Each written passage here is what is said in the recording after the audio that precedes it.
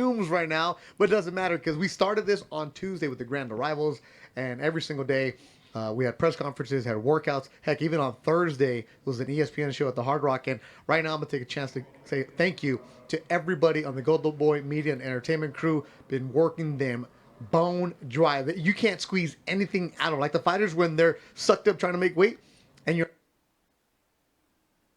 like, I can't. There's nothing left. Our crew, led by Will Wright, everybody involved. Thank you guys so much. I know we've been going back and forth. We've seen each other way too much. But without you guys, this week would not happen. You guys are A plus, the best and the best. And somebody talking to me now? Somebody on the dais? Let's see. Oh, Jess and Cynthia Conte. They're running around T-Mobile Arena. They can't forget about them. They did a great job this week too. All week. And good thing for them is that I take longer to get makeup done, so they had to work for me. And girls or ladies, I'm sorry. Let me start this game. Professional reporters, not girls or ladies. Jessica Rosales, Cynthia Conte. What's going on? Where are you at? What's going on, guys? You know that you guys have a great view from up there. I think they took over our social media lounge, to be honest, but we're down here on the floor. As you can tell, the press conference is going on behind us right now, so we got to keep our voices a little bit lower. I know that you guys have been listening in on it as well. The biggest news coming out of this is that Canelo will not be fighting in December. They're not seeing that as a possibility because of the cut that he has, and also that Gennady is going to be coming out here as soon as he finishes up with the doctor. So those are the two biggest bits of news that we've gotten from that press conference coming out right now, live.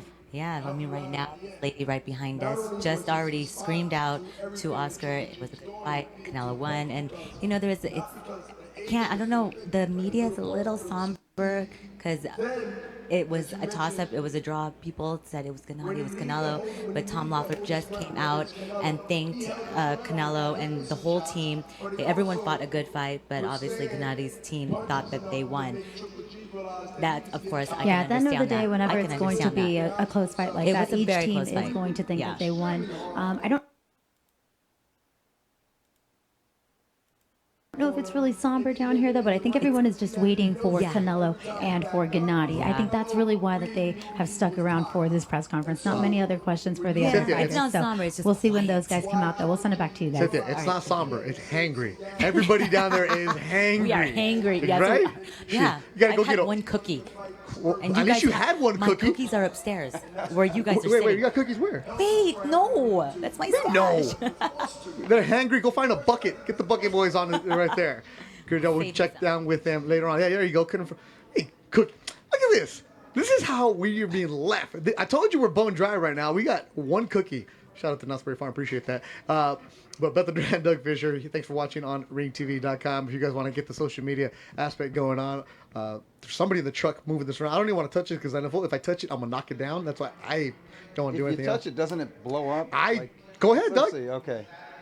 No. See? Oh, okay. What do I know? Escape to full screen. Yeah. Look, Triple G's in the house. Gennady Golovkin wearing the sunglasses. You see Cynthia Conte gets the hug. All right. Oh, there was wear and tear on those cheekbones and those eyes. This was a real fight. It was a grueling fight. It was physical, and it was waged in the center of the ring for 12 rounds. And once again, he did not speak in the ring with Max Kellerman on the HBO broadcast. This will be the first words that we hear from Gennady Golovkin after his fight today when he loses to Canelo Alvarez. Gennady and the entire team will hold their head high because, as I mentioned, we feel he's still the champion. We feel that he won the fight, but we respect the judge's decision. We thought the Nevada Athletic Commission did a very fair job in officiating the fight.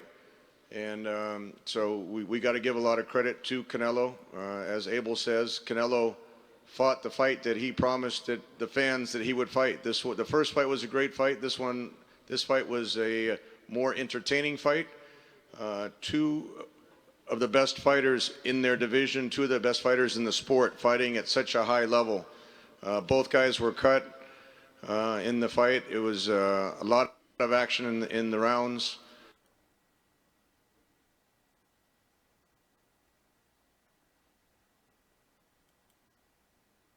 My bad. That's not on my end.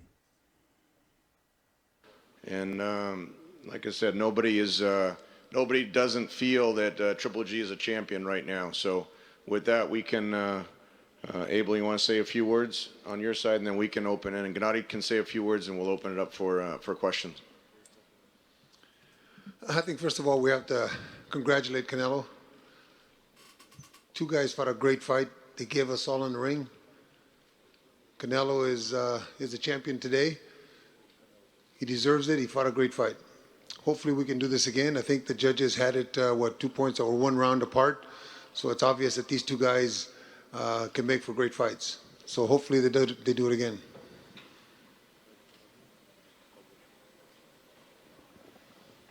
Say some words, G, or you want to just answer questions? So we can open it up to questions for Gennady, Abel, or myself. Michael? We'll do it here. We'll do it here. Do we have a hand? No? You guys hear me back? Oh, there we go.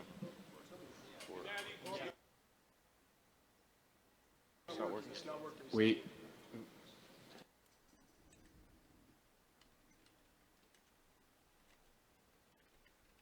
Go ahead. Ask the question. Go ahead. Well, it's a question for you guys. After the first fight, a lot was made about Look at Mike, the lack of big body homie. attack. Here in the rematch, a lot of people felt you'd go to the body. That seemed to be lacking again. And was there something that Canelo did that threw off? Oh, here we go. Sorry about that, guys. Was there something that Canelo was doing that threw off the potential for a body attack? Is that something that you wanted to do tonight and you just couldn't get it done?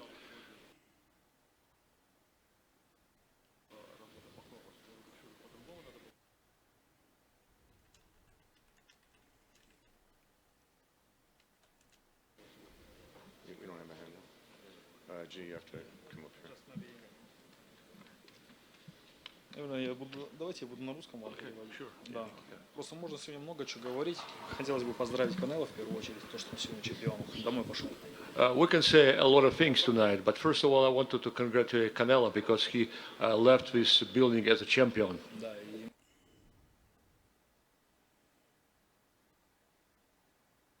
и сегодня был.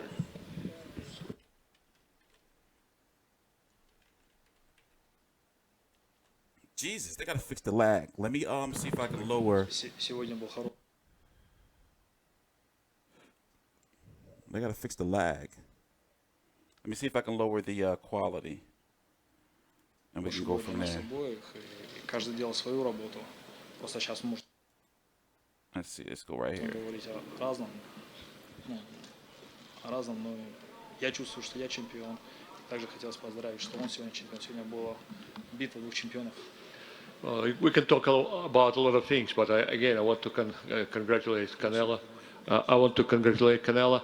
I feel like I'm a champion, but he's also is a champion. So it was a fight of two champions tonight.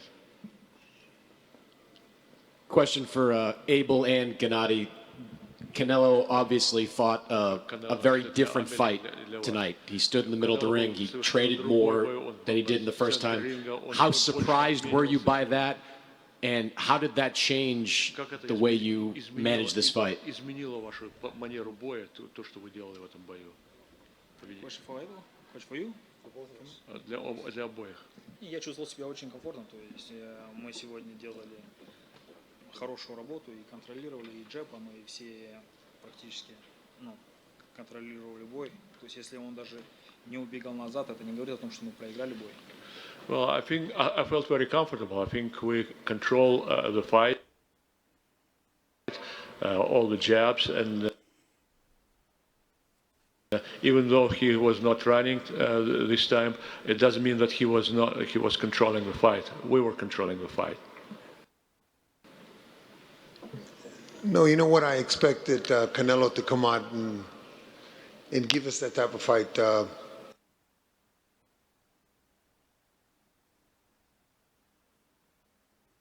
The lag is not on He my was end. goaded into it. He was.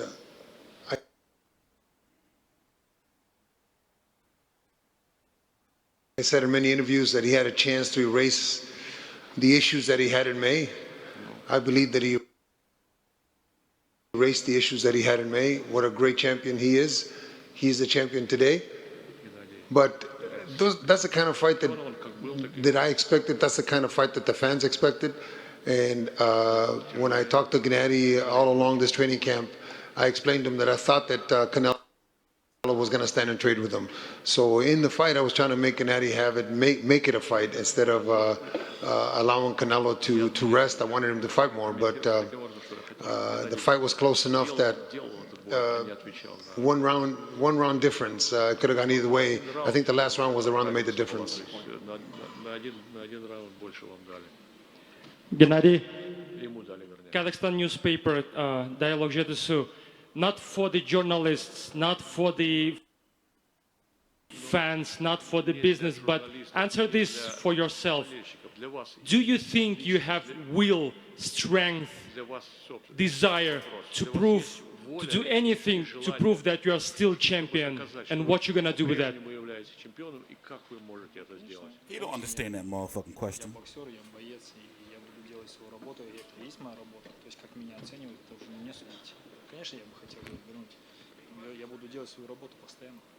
Of course, as a fighter, as a boxer, I will continue to do my job. I will continue to work to prove that I am the best.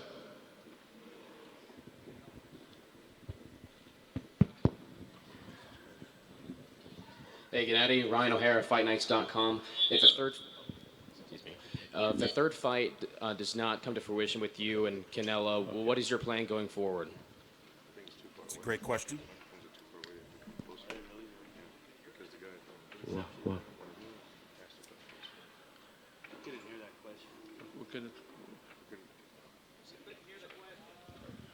Couldn't hear the question. I want to raise the quality. Right, I'll try again. Hear that now? There we go. That's better. Gennady, Ryan O'Hara, FightNights.com. I was asking if a third fight does not come to fruition between you and Canelo, what would your plan be going forward? I hate Facebook streams. Hold on, let me find one. Let me find another one. Окей, какие у вас планы? Хотите ли вы третий бой? Конечно, мы будем разговаривать. Конечно, это было бы замечательно. Yes, of course, we would like to have a third fight. We would continue and negotiate about it. It will be great to have a third fight.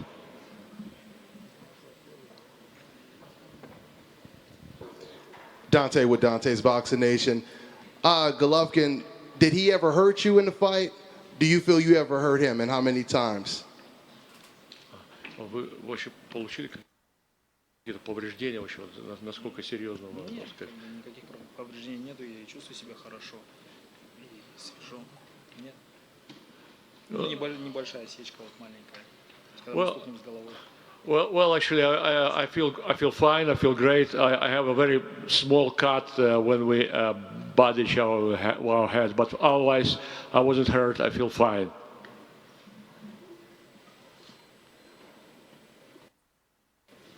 Golovkin, we know you upset. Get out of the ring because you thought you won the fight, but you lost. But tell me, why you will do different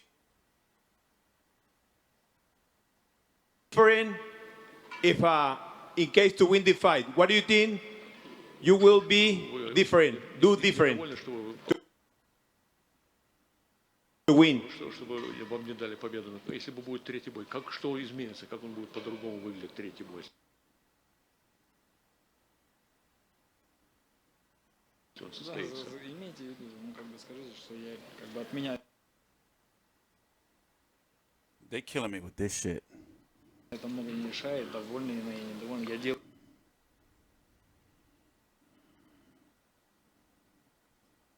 свою работу в ринге. То есть как это оценивать, это уже не моя проблема, не мой вопрос. Well, I'm just a fighter. I'm doing my job, and how to judge my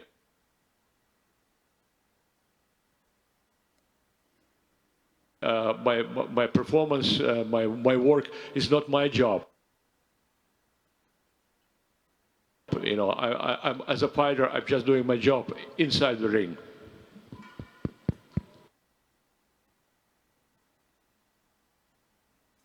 Gennady, straight back. All right, Let me refresh. My question for you is, Abel talked about how he said that he thought that Canelo would fight the way he did, that he would change from the last time.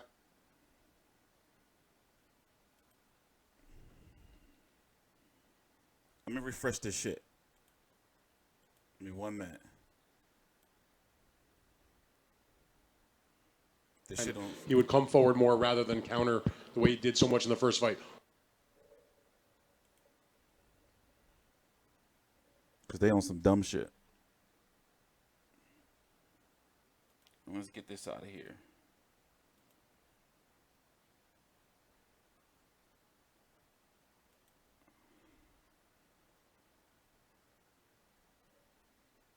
We're going to talk about the fight after this is over. And we're going to watch bits and pieces of it after. There we go.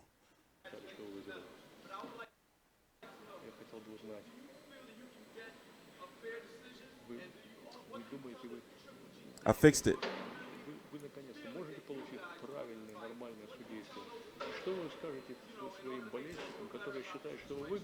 I had something uploading in the background. But we can't be hypocritical and stand here and complain about every damn decision we lose. Look, the judges were good judges. They saw the fight in Canelo's favor tonight. Maybe the next time they'll see it in our favor. But Canelo fought a great fight, man. You can't take that away from Canelo. Thank you, everybody. Thanks, guys. My bad. I was uploading something in the background, and that's why I was fucking up. My bad. Any finishing statements? Looking at the reactions on social media, some of them saying this is a different. Thank you very much.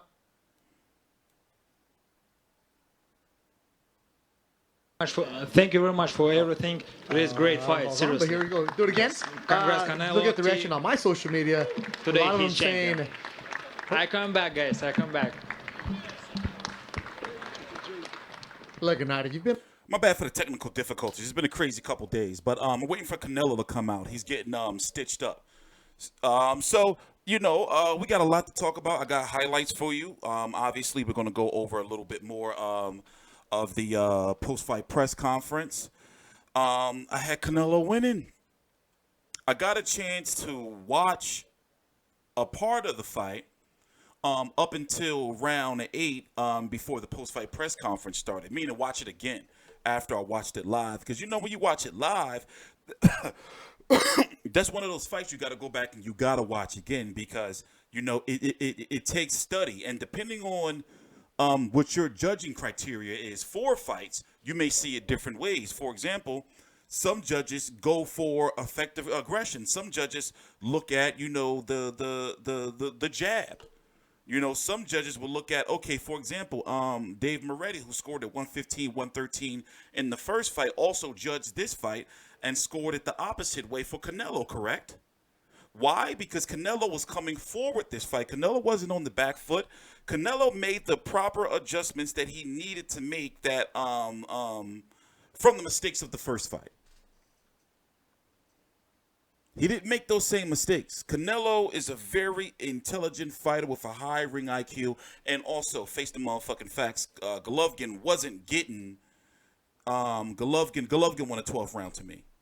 Golovkin wasn't getting no decision in Vegas. In fact, I said on Twitter that Russian fighters, fighters from Kazakh fighters, Kazakhstanians is what you call them, you know. I also hate when people say go back and watch the fight with motherfucking sound off. I'm a grown-ass man. I've covered hundreds of fights on YouTube, bro. My whole life is watching boxing, bro. All right? So, as I said, we're waiting for oh, and also remember, I was predicting that Golovkin was going to win. So, yeah, go suck that dick. We're waiting for the Canelo to come out. You know, so he's getting stitched up. I'm interested to hear what he had to say. They already said originally he was going to return in December. That was the plan for him to fight now WBA 160-pound #1 contender David Lemieux.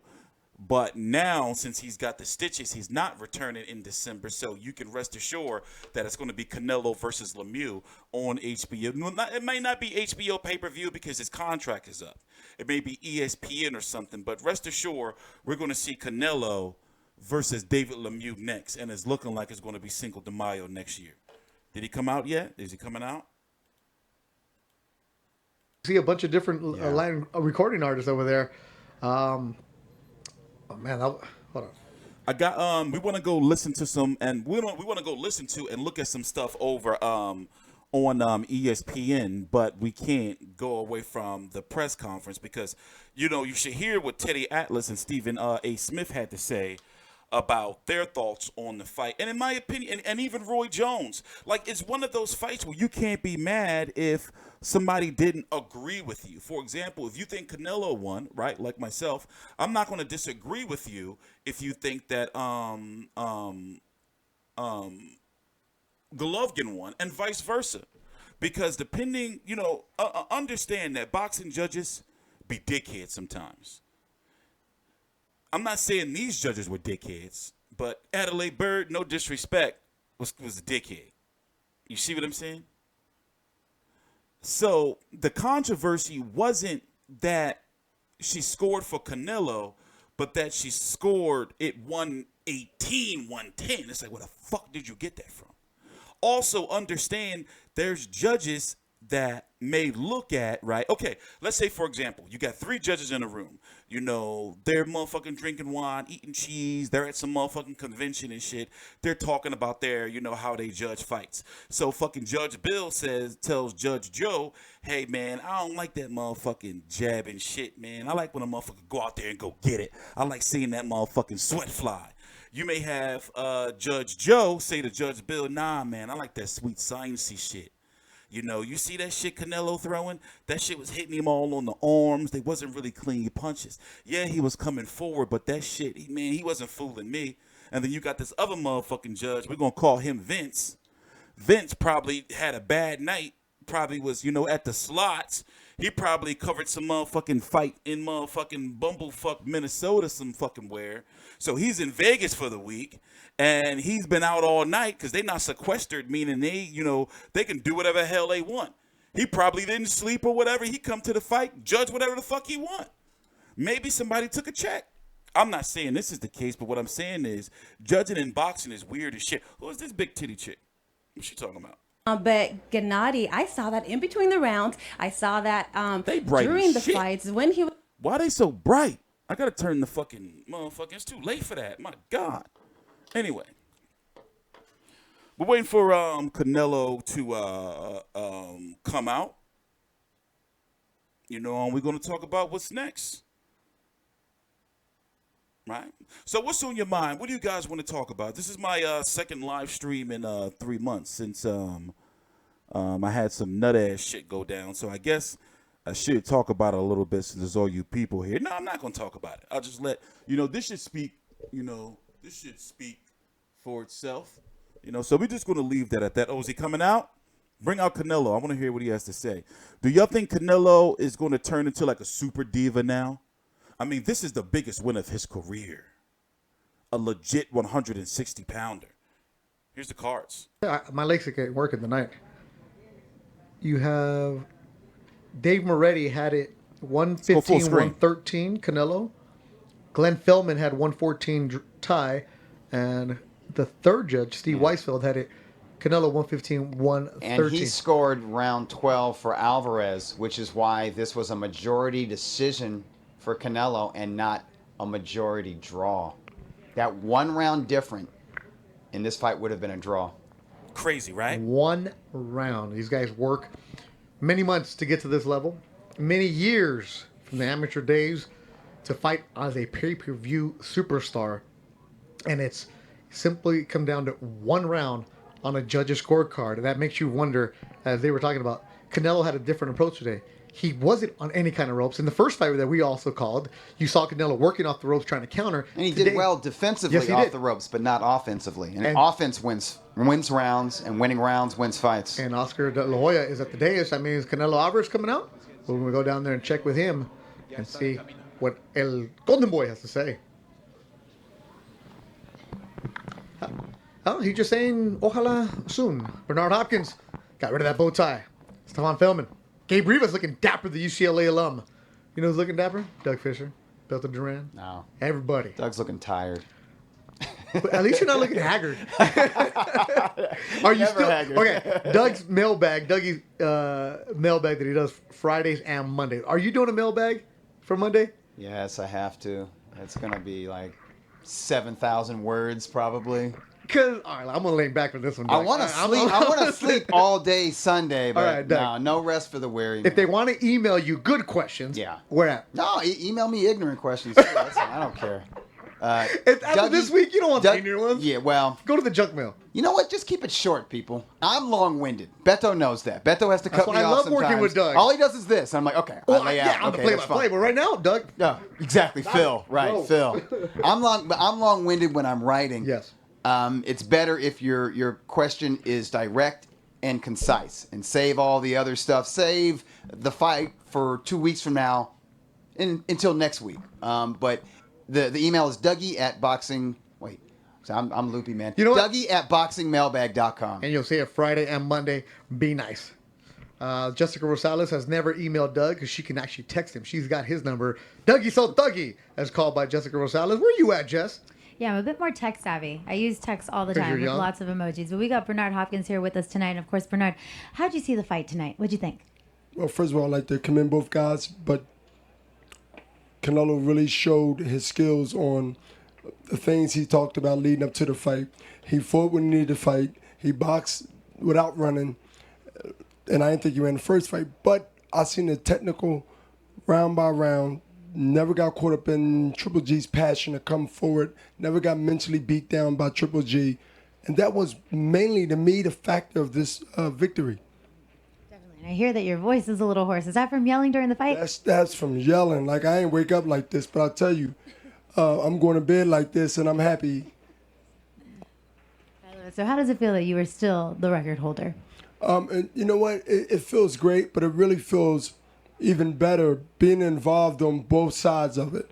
I mean, whoever would write up a script saying that 10, 15 plus years, someone's going to attempt to break my record, and I'm going to be a part of it on the, I guess, promoting end.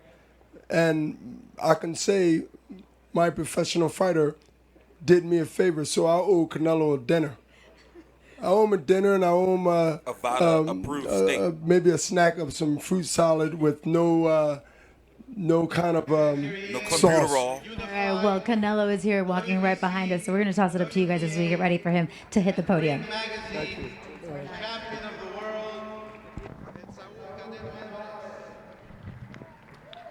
The new middleweight champion. Desde Guadalajara, Jalisco, Mexico, el Tapatío. Canelo Alvarez. Get this walk. Ooh, look at that suit. Man, I was gonna wear this like gold. I was gonna wear the same thing, but they didn't have my size. No boxing, no life is his brand. Those are the colors, black and gold. And there it is. He stuck to the theme. Canelo Alvarez. Let's give it up for Canelo, the champion, the unified champion. He was getting worked on by the Oh, doctor. he about to Let's start see what his face moonwalking. looks like as he takes the days. He about to start moonwalking up that motherfucker. Muchas gracias a todos. Primero quiero agradecer a todos, a toda la gente que siempre ha creído en mí, a toda la gente que ha estado apoyándome durante todo esto y pues en especial a mi equipo y a mi familia. Muchas gracias por todo su apoyo. I want to say thank you. Thank you to everyone who's always believed in me. Thank you to everyone who's always supported me. And most of all, thank you to my team and my family. Thank you. Y pues decir, estoy muy contento por la victoria de hoy. No fue fácil, pero gracias a Dios hicimos el trabajo que teníamos que hacer. Salimos con el objetivo que queríamos. Desgraciadamente no se logró el knockout, pero trabajamos para ganar, gracias a Dios. Unfortunately, I did everything I did to complete my objective. Unfortunately, we didn't get the knockout, but thank God we walked away with the victory. I'm very happy with it because all the work that we did paid off in the ring. We're going to open it up for questions. First question over. No, también quiero, pues, ya lo he dicho muchas veces y quiero dar las gracias a mi equipo de trabajo, Eddie, Chepo, Reynoso, que siempre han estado conmigo desde los 13 años. de no saber nada a llegar a estas dimensiones en el boxeo. Estoy muy orgulloso de estar con ellos, aparte de ser grandes entrenadores, son como una familia para mí. I've said this time and time again before. I want to thank my trainers, Eddie and Chepo Reynoso. They've taken me from nothing since I was 13 years old to the highest levels in boxing. And more than trainers, they are my family. Y yo sé que después de esto vamos a seguir avanzando, vamos a seguir aprendiendo, porque Eddie siempre se preocupa por aprender cosas nuevas, por enseñarme cosas nuevas. Y yo, como el primer día que llegué al gimnasio, le sigo haciendo caso y eso me ha servido para llegar a donde estoy. And I know that together we will keep moving forward, we will keep learning, because what I like about Eddie is that he's worried about learning. And me, I'm just like when I got there my first day to the gym. I'm always listening to them and taking note of their lessons. Muchas gracias Eddie, Chepo. Y ahora pues también ya se unió con nosotros Raúl Arriola, que ha estado ahí, es un gran miembro del equipo y una persona humilde, disciplinada también, y eso es lo que queremos en el equipo. Muchas gracias, Raúl. Also, thank you to Raúl Arriola. He's been there from a very beginning, and he's very disciplined, and that's what we need in our team. Thank you very much, Raúl. All right, first question over here. Straight back, Canelo. Congratulations on your victory tonight in a heck of a fight. My question for you, Abel Sanchez accused you of running in the first fight. He didn't let it go all through the promotion. Tonight, you obviously did not, I didn't think you ran, but you obviously did not make a counter-punching strategy. You stood in front of him, you stood in the pocket, you fought with him. Can you talk about how you guys came up with that idea to do that for this fight? Did he goad you into it, or did you just decide, you know what, I'm going to go for it and I'm going to fight this man toe-to-toe? Sí, no fue mi plan. Como lo dije, quería buscar el knockout. Desgraciadamente no llegó. Tenía un rival muy fuerte también enfrente de mí, pero eso es lo que salí a trabajar, ¿no? A buscar el knockout. Desgraciadamente no llegó, pero tuvimos la victoria. It was my plan for the beginning. At first, I aimed for the knockout. Unfortunately, we didn't get the knockout, but I'm happy for the victory. It was my plan. Next question. Canelo, what was it like for you to not only win, but to win this way? I mean, a lot of us who've covered this sport have never seen Gennady Golovkin back up. You had him back up in the middle rounds. And then, you made him very tired, too. He was reeling from his fatigue. To do it that way, how proud are you of yourself? Can you say that again? I can't. The question. Basically, what was it like to win the way you did, where you had Gennady Golovkin backing up and getting tired? This, unbeaten guy who had won 20 straight middleweight titles. No, estoy satisfecho con el trabajo que hicimos hoy. Es el trabajo que teníamos planeado. Estoy satisfecho, muy contento con lo que hicimos hoy. Creo que eso fue lo que nos dio la victoria. Estuvimos analizando la pelea y creo que esa era la vía para poder ganar. I'm satisfied with the victory. I'm satisfied with how we did it today. We were analyzing the fight, and that was very key into getting the victory tonight.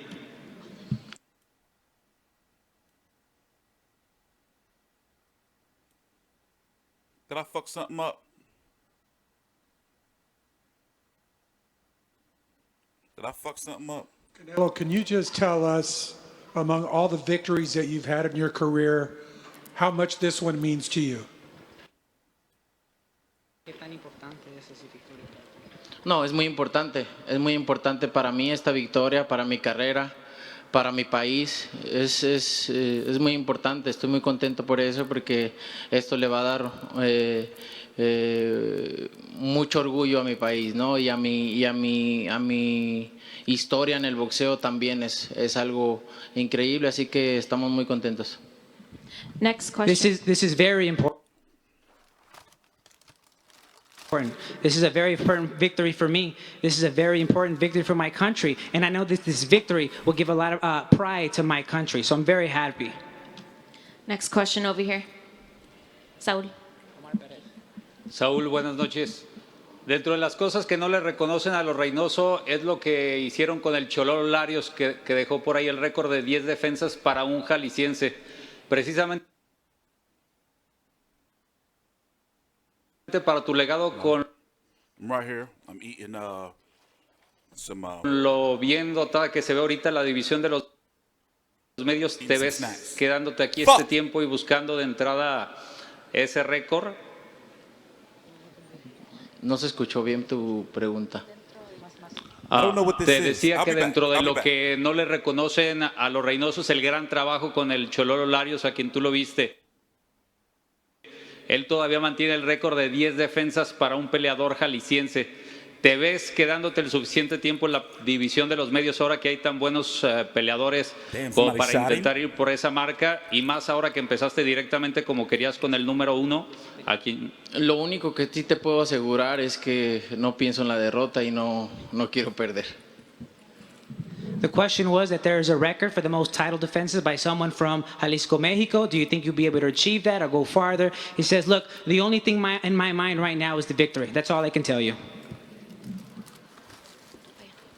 I have a question for Eddie and Chepo. If you could, the strategy tonight, the different way that Canelo fought, can you just walk us through why there was such a significant shift in strategy from that fight to this one?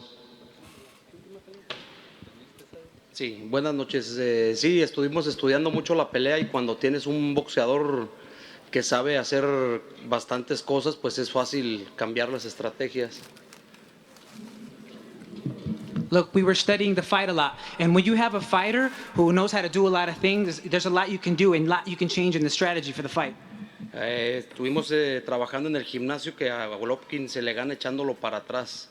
Entonces, desde el primer round empezamos a trabajar en medio del ring y de empezarlo a echar para atrás y fue la manera donde nosotros estuvimos más cómodos y fue como pudimos ganar la pelea. We saw that the best way to defeat him is by making him go backward. So what we did is that we started from the center of the ring, slowly moving him back, and that's when we saw that we would be able to get to victory by moving him backward. Esta vez no estuvimos trabajando las piernas, nada más una vez recurrimos a las cuerdas, entonces creo que pues lo que se practicó dio resultado y pues vamos a seguir aprendiendo. We didn't work our legs that much. We didn't work it on this one. We worked on everything else, and that was key for the victory. Dos preguntas más, por favor. Two more questions. Aquí. Jorge Mile, Saúl, en el mundo del boxeo, ¿es el día más feliz de tu vida esta noche? Is today the happiest day of your life? Sí, es uno de los días más felices de mi vida. Yes, it's one of the happiest days of my life. I mean, it was a waste of a good question. Buenas noches, Saúl, al centro atrás. Salvador Rodríguez de ESPN. Preguntarte, Saúl, ¿crees que ahora sí quedaron contentos con un triunfo a la mexicana? Ellos querían que pelearas a la mexicana y lo conseguiste hoy. ¿Y qué posibilidades hay de verte pelear en diciembre después de este ligero corte con el que sales esta noche? Sí, bueno, vamos a platicar con el equipo, a ver qué es lo que hay, qué planes y pues mi idea es pelear en diciembre. Vamos a ver si podemos lograr eso. The question was, do you see it possible for you to fight in December? He said that, we have to talk with my team. We have to figure things out. But the idea right now is to fight in December. ¿Fue un triunfo a la mexicana? ¿Fue un triunfo a la mexicana como quería Abel? ¿Tú qué crees? Gracias, viva México. Sí, claro que sí. Saúl, Eddie, los acusaron de que no se paraban, que corrían, y hoy me parece que te paraste siempre en el corazón del cuadrilátero y además en un tramo muy grande de la pelea, Eddie y Saúl llevaron a Canelo atrás. ¿Qué le dices a la gente que te decía que no te parabas? In the first fight, Abel and others were saying that you didn't stay in the center of the ring, that you ran back, that you moved around the ring. What do you say to people now that you stayed in the center of the ring?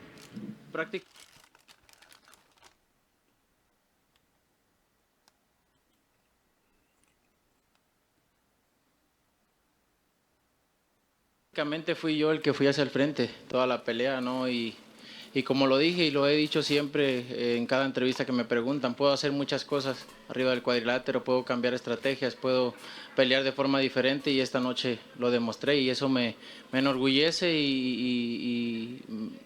me enorgullece y más tener una esquina como la que tengo, ¿no?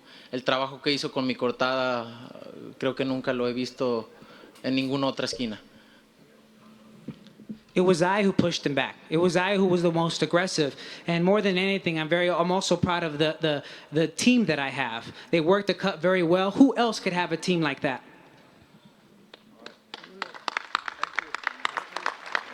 One more right here. Gracias. Thank you very much, guys. Gracias a todos.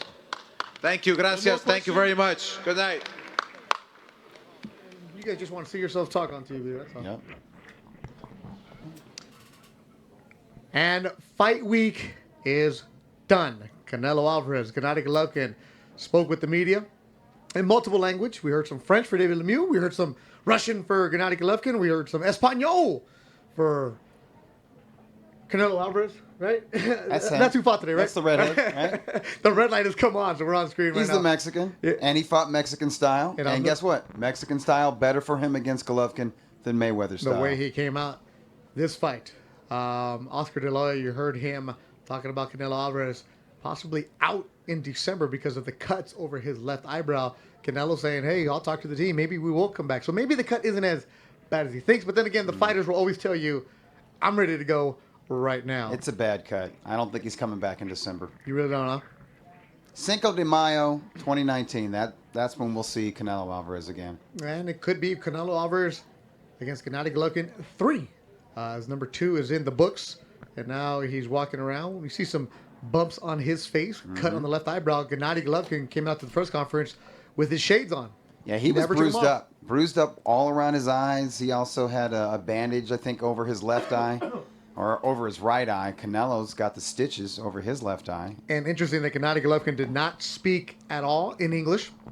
He usually gives us a couple phrases. His English isn't the best, but he will make an attempt to explain himself in English. This time he chose to use the translator the entire time.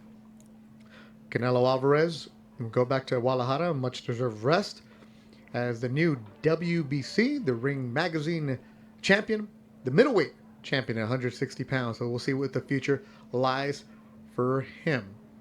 Thanks a lot for everybody interacting with us on the social media, sticking around with us on the face.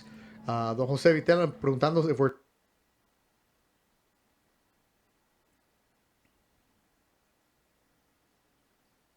tired? No estamos cansados. We're not tired. Somos campeones. El campeón, Doug Fisher. I just said right now, we're not tired.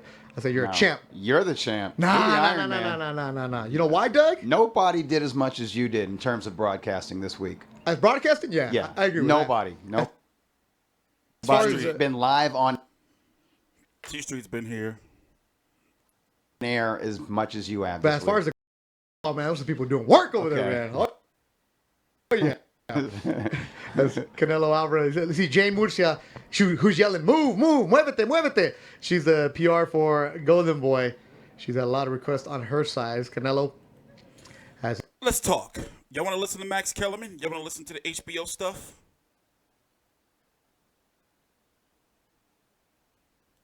Let's talk about it.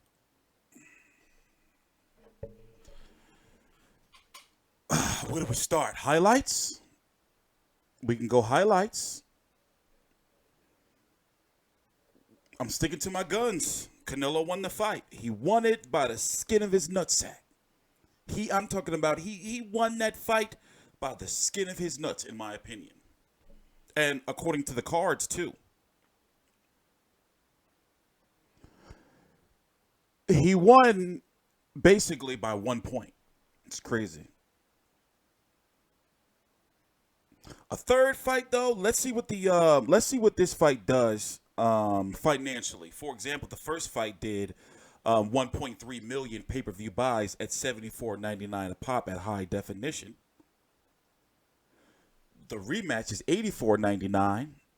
Streaming becomes easier and easier per year. So I mean each year. So I'm thinking that maybe this fight can do 1.5 million. It's a lot of money on the table. It's a lot of money on the table. Let me pull up the fight. And we'll start there. Let me pull up the fight. Obviously, we're not going to watch the fight. Y'all motherfuckers not getting my channel shut down. Right here. Wait, we got to fix this up first. We're going to talk. Let's see. All right. We don't need this anymore.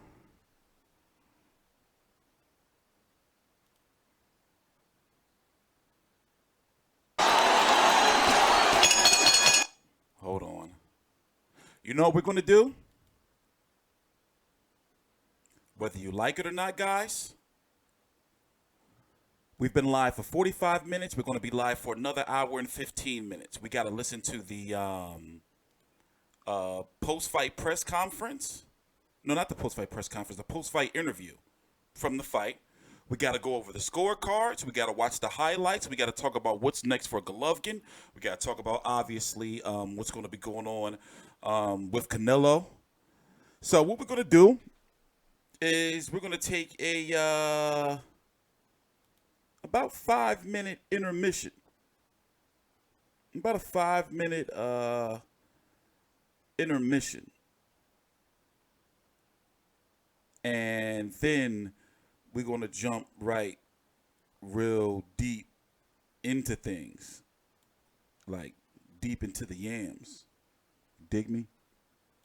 So we'll put some testing. No, it's not, you liar. You lying ass scum. So we've already been live. You know, you have to take some breaks every now and then, guys. You know, so just hang in there. We'll be back after this track. It's an oldie, but it's a goodie. Relax.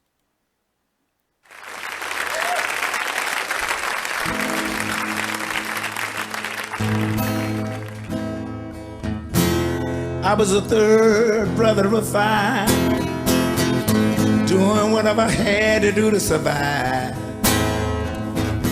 I'm not saying what I did was all right. Just trying to break out of the ghetto was a day-to-day fight. Being down so long, getting up didn't cross my mind. But I knew there was a better way of life, and I was just trying to find. You don't know what you do until you put under pressure. Across 110th Street is a hell of a tester. Across 110th Street, pimps trying to make a woman that's weak.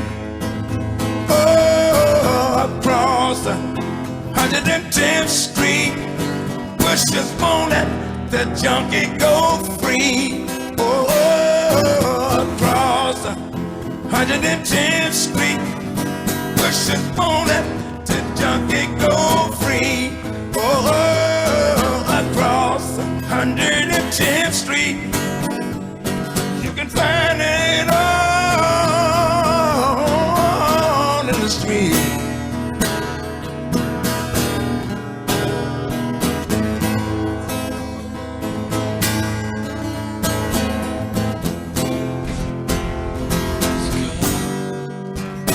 Hey, brother, there's a better way out. Snorting that coke, shooting that dope, man, you're copping out. Take my advice, it's either live or die. You got to be strong, wanna survive. The family on the other side of town will catch hell without a ghetto around. In every city you find the same thing going down. Harlem is the capital of every ghetto town. Say across 110th Street, she's trying to catch a woman that's weak. Oh, across 110th Street, pushes won't let the junkie go free. Oh, across 110th Street, you can find it all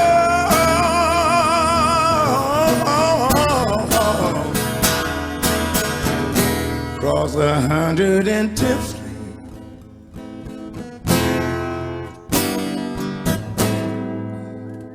I'm done.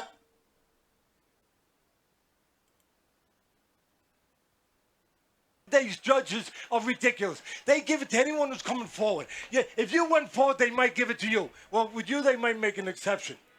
Well, you can look at it that way, and I see you cracking jokes on me. They need to be funnier, point number one. Point number two, when you talk about Triple G, let's not forget, you keep going to jab, like he was connected on that. He was petty. That's what he was doing. He was supposed to go like this, but he wasn't doing that. He wasn't doing that, but he wasn't doing it the whole fight. Hold on, listen to this, Teddy. He wasn't doing that the entire fight. Again, I have Triple G winning this fight, but it was close. The difference between me and Teddy is that Teddy, the boxing historian, the expert, the man that knows boxing, sometimes can be a little bit too critical because he's a little bit emotional. Why? Because he looks at a fight. Yes, I'm calling you emotional. Yo, he's a little bit too emotional. And what happens is, that's right, yo, that would be yo. That would be yo. The point is, this is what he does. He sit up there because Teddy Atlas walks into a boxing match and he has a certain level of expectations. And when you don't measure up to those expectations, it ticks him off. He gets emotional and you get this kind of reaction. A ridiculous 117, 112 score. Who are you, Teddy Atlas or Adelaide Bird? That score does not work. It was tighter than that. It was closer than that. Respect the sport that you love so much and have so much to do with its success, and appreciate a good fight when you got one. Who was emotional? You. Thank you. Teddy, Teddy, I got to ask you this. Stephen A. brought up the name Adelaide Bird. There were no Adelaide Birds this time around. Two judges had a 115, 113. One had a 114, 114. It was really close. Help me out. Help me see the fight through the two judges. Wait, I got to say one thing. You know what that is? That's doing a robbery without leaving fingerprints. That's all it is. You don't have to rob somebody by 100 points. Then that means it was an effective robbery. Yeah, it was an effective robbery. It's still a robbery. It's a robbery. I don't care if it's by 2 points, if it's by 1 point. It doesn't have to be by 100 points. They did it with gloves on, okay? They did it. They did it in a sly way. Teddy, do you think it was? They didn't leave fingerprints. Robbery, really? Yeah. And you're gonna swear? You're gonna sit here in front of a nationally televised audience and say that you're not emotional when you're gonna call it robbery? It was a close fight. It happens throughout your history covering the sport. Sometimes decisions are made that we may differ. We might have a difference of opinion, but it wasn't robbery. Triple G didn't get robbed. He lost a close decision. I believe he should have won. But when you say robbery, it entails flagrancy, and that was not a flagrant robbery. It was a close fight. It's just that you're agitated because you want perfection, and you don't get perfection in boxing. No, you know why I'm agitated? Because thank God I like this man. Because I really get upset because basically it's the same old damn excuse. It's boxing, so it's okay if you rob someone. It's okay if you take it away from him. I don't care if it's 1 damn point or 20 points. The winner should be the winner. He should have his hand raised. He did all that work. He should get the fight. So that's the problem for me. It's because this sport, people nowadays, it's too easy to say, it's boxing, it was close. Can I ask you one question before you can't complain. You got to understand. Can I ask you one question? Has there ever been a time, don't turn your back on me, stay right there and look at the camera. Has there ever been a time in your career covering boxing that you made a decision about this person won the fight, and then you went home and watched it on TV, and you watched the tape, and you said, you know what? I might have got that wrong. That's never happened in the life of Teddy Atlas? Yeah, it has. Okay, then. That might have happened tonight. No. Why is it robbery? It's subject to human judgment. It didn't happen. It's subject to human judgment. But listen, I'm being completely honest. It didn't happen. No. I don't care if you win by this much or by this much. And you know why it bothers me? With these guys, it don't bother me as much. You know why? They're millionaires. It ain't going to matter. They're going to be okay. They're going to take care of their family. They're not going to be out in the street. But for the common fighter, for the... Wasn't a robbery. You know, like a lot of people, you know, and everybody loves Teddy Atlas, right? A lot of people don't understand is that even, you know, famous, well-known media people be saying, like, you know, weirdo shit. You know, not saying he's saying some weirdo shit, but it wasn't a robbery. It's hard to call a close fight a robbery. Did we not know going into this fight that motherfucking Golovkin, if you're a hardcore boxing fan and you've been watching Canelo fights, you're not getting no decision over no Canelo in no Vegas. He even had a motherfucking draw card against Floyd Mayweather. You talk about motherfucking stroke in Vegas. No, bro. Especially in Vegas, the more the promoter who's the most popular gets the decision. If you're the B-side promoter, they're not going with you. Look what happened to Kovalev. Golovkin's got to, like every, fighters throughout history, some of them got to pay their dues. Golovkin's had to pay his dues 2 fights now. He may never be the same from this. 36 years old, a third fight. He's going to be older. Canelo's going to be further into his prime. But it's still unfinished business. I'm not satisfied. I don't give a fuck. They got to fight again. We need it, damn it. It wasn't no ass whooping. It wasn't no ass whooping. It was a very, very close fight. Let's listen to the rest of this. No, we don't want to know. This was when they was acting like clowns. When I started this wasn't the one I wanted to play. It was this one. Listen, there was no Adelaide Bird this time around, but it was a majority decision in favor of Canelo Alvarez. Did the judges get this right? Well, I don't think so. I respectfully disagree with the decision. I thought it was a very, very tight and close fight, but I thought Triple G won 6 rounds to 5 rounds, with the 6th round being even. Canelo was the constant. Also, note, even though they can, judges don't give even rounds. And there's been this talk circulating around. Damn it. That's going to piss me off later. I just erased the whole screen. Well, anyway, there's been talk that one of the judges, now it's not been confirmed, gave the 12th round to Canelo just to avoid the draw. Like they said, no, one of y'all motherfuckers is going to win this fight, and we're giving it to Canelo. They made a decision. Aggressive throughout the night, but I thought he missed more in this fight than he did in the first fight. I thought that Triple G utilized his jab effectively, had enough power shots, connected more. Also, take note, a lot of fans don't really acknowledge the importance of the jab or doesn't look at it as a significant punch. For example, the people that say that Lara beat Canelo, right? You say that Lara beat Canelo. Let's say the people who say that Lara beat Canelo. Lara dominated that fight off of the jab. I think that Canelo won that fight. In the case of this fight, Golovkin was using the jab a lot. It was the biggest punch. In fact, let me see if I can get the I'm gonna get the CompuBox. The CompuBox for the jabs thrown. We already saw the CompuBox for the total punches, and remember, we're going to talk about this in more detail. Look at this. For example, you see Golovkin. What's that, about 250 more punches thrown? 32 more landed. If you look at something like this, in regards to the activity, it's similar to Sean Porter's win over Danny Garcia, except that it didn't go Golovkin's way. And his offense was more jab dominated, where Canelo's was more power punching and body shots.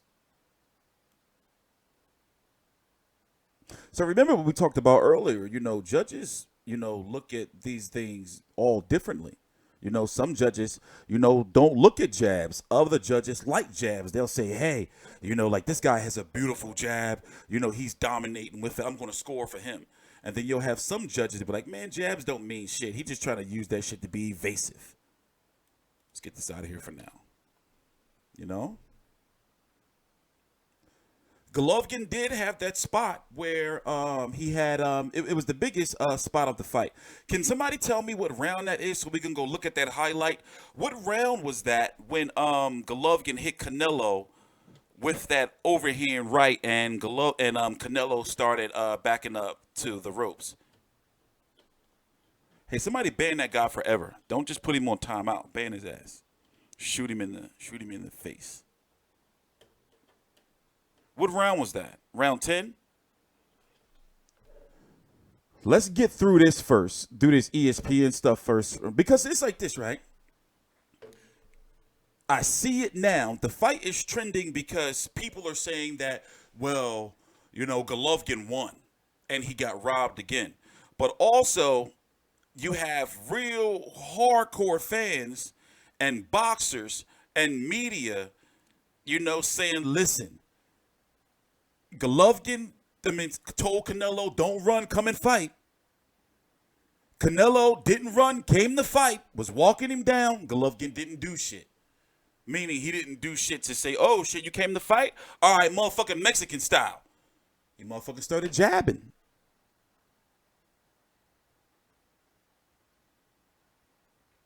He motherfucking started jabbing. So, listen to this.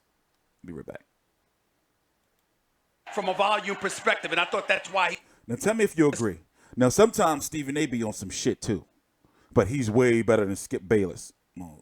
Fight than he did in the first fight. I thought that Triple G utilized his jab effectively, had enough power shots, connected more from a volume perspective, and I thought that's why he won this fight. And as far as I'm concerned, it was a close decision. It's nothing to be completely appalled or aghast about, but I thought even though the fight was close and even though I predicted this is exactly what the outcome would be, that if it went to the judges, if it went to the scorecards, that Canelo Alvarez was going to get the decision, I still felt that Triple G won 6 rounds to 5 rounds, with the 6th round being even. I thought he won 2 of the last 3 rounds, the 10th and 11th. Canelo won the 12th. But in the end, again, it was a very tight decision. And there's no reason for anybody to be appalled completely by the decision, but I thought the wrong man got his hand raised tonight. Stephen A., we just saw the judges and their scores, 115, 113 by 2 of the judges.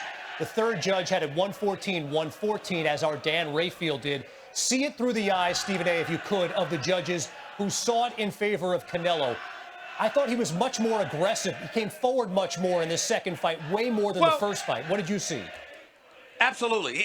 He was the constant aggressor. Shockingly enough, he had Triple G backing up for the majority of the fight. But like I told you before, if you know anything about Canelo Alvarez, he's an exceptional counterpuncher. He lets you come to him. He'll catch you and then catch you with an uppercut and a straight cross, a check left or what have you. This is what he does. A left hook, the uppercut, it doesn't matter. This is what he does. But 90% of the time, he does it with you coming at him. When he was the constant aggressor, remember when he went against Floyd Money Mayweather, and Floyd Money Mayweather took him completely to school. It was because he was in foreign territory. He was attacking and chasing Floyd Money Mayweather all night long and couldn't catch him. He caught Triple G, obviously, enough times, but in the same breath, Triple G caught him as well. He was utilizing the jab more effectively. If you want to give this decision to Canelo, you're going to give it to him because he was the constant aggressor and he connected on enough shares of power shots, and you're going to use that as justification to give him decision, and nobody can really completely argue with that except me. I thought he lost the fight. A very close, narrow loss, but I thought his hand should not have gotten raised. Teddy just joined me. Take a relax now for a minute. Relax. Get a little bit of a pit stop. I don't know what the heck you was saying, but I hope you was saying that Golovkin won the fight. That's what I said. Good. Then stay here. Golovkin, I had him 117, 112. That's what I had it.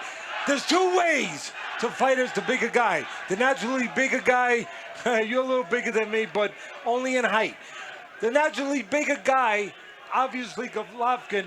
This time, the smaller guy, Canelo, after 2 failed PED tests, didn't have the help of the PEDs, came in as the smaller guy. Oh, shit. The bigger guy, you can either fight by going inside, imposing your bigger body on the guy, or You could decide to fight on the outside and be the taller, longer guy like Golovkin was on the outside, using the jab, controlling range, keeping the smaller guy at the end of your jab and pot-shotting him, making the smaller guy take all the chances.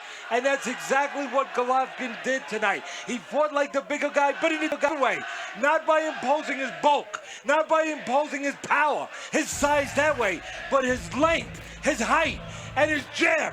He out-jabbed him 1,000,000-1. I don't know what the jab numbers were, but he was controlling the fight with that jab. I'm getting you the jab numbers now. Hold on. I'm getting you the jab comparison.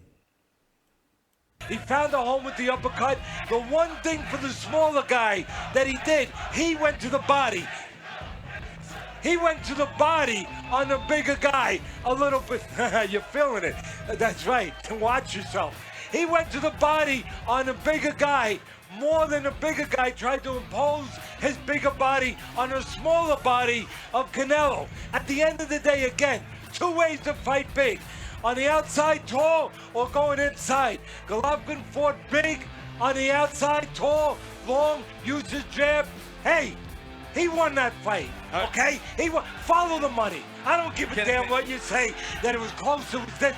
Follow the money. There's more money to be made if Canelo wins. Hold on. Because he's the pay-per-view king. May I respond? Because he has that great Latino audience that's going to make sure that they're going to come to the box office and they're going to make sure that they buy the pay-per-view. Teddy Atlas. That's it. Go ahead. Teddy Atlas. I agree with you that Gennady Golovkin, Triple G, should have won this fight. 117. I had it 114, 113, and 1. That's what I had it. 6 rounds to 5 rounds with the 6th round even. You have a bigger discrepancy than me. Canelo was the constant aggressor. Real well. I thought it was a closer fight. I thought it was a closer fight than that. You did real well in English in school, but not math. Not math. Excuse me. Not math. Okay, not math. I had it 6 rounds to 5 rounds with the 6th round being even. That's what I had, okay? It's 12 rounds. Last time I checked, 6, 5, and 1 equals 12. 12 rounds, I got a 6, 5, 1. Okay? I don't have a 117, 112. I don't know where you get that from. It wasn't a completely lopsided contest. It was competitive. Canelo was a constant aggressor. He connected on enough counter shots. He connected on enough shots, period. I'm just saying it was close, but Triple G should have won. Do you believe in jabs? Jabs don't count in your world. Jabs don't count. All right, jabs don't count. You know what? Make it a closer fight. Because my man here, and I love him, so he doesn't think jabs count. And he doesn't think that controlling range counts. He doesn't think that keeping a man at the end of your punches and making sure you pot chop and you make him earn his way in and you charge him for the real estate. Every time Canelo tried to make real estate, the shorter guy, the smaller guy, to get in, guess what? Golovkin was like a real estate man. He charged him for real estate. He charged him 3 punches for every foot that he tried to get in. At the end of the day, that guy, in my book, is the winner. All right, hold on. I'm getting you guys the punch stats for the power punches and the jabs, and we're going to talk about that. So give me like 2 more minutes, and then we're going to go back and listen to Golovkin again at the post-fight press conference. Now that I have a copy that's not streaming.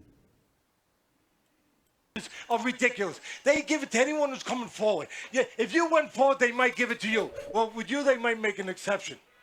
Well, you can look at it that way, and I see you cracking jokes on me. They need to be funnier, point number 1. Point number 2, when you talk about Triple G, let's not forget, you keep going to jab, like he was connected on that. It was petty. He was doing, that's what he was doing. He was supposed to go like this, but he wasn't doing that. He wasn't doing that, but he wasn't doing it the whole fight. Hold on, listen to this, Teddy. He wasn't doing that the entire fight. Again, I have Triple G winning this fight, but it was close. The difference between me and Teddy is that Teddy, the boxing historian, the expert, the man that knows boxing, sometimes can be a little bit too critical because he's a little bit emotional. Why? Because he looks at a fight. Yes, I'm calling you emotional. Yo, he's a little bit too emotional. And what happens is, that's right, yo, that would be yo, that would be yo. The point is, this is what he does. He sit up there because Teddy Atlas walks into a boxing match and he has a certain level of expectations. And when you don't measure up to those expectations, it ticks him off. He gets emotional and you get this kind of reaction. A ridiculous 117, 112 score. Who are you, Teddy Atlas or Adelaide Bird? That score does not work. It was tighter than that. It was closer than that. Respect the sport that you love so much and have so much to do with its success, and appreciate a good fight when you got one. Who was emotional? You. Thank you. Teddy, Teddy, I got to ask you this. Stephen A. brought up the name Adelaide Bird. There were no Adelaide Birds this time around. Two judges had a 115, 113. One had a 114, 114. So it was really close. Help me out. Help me see the fight through the two judges. Wait, I got to say one thing. You know what that is? That's... I can see that, right?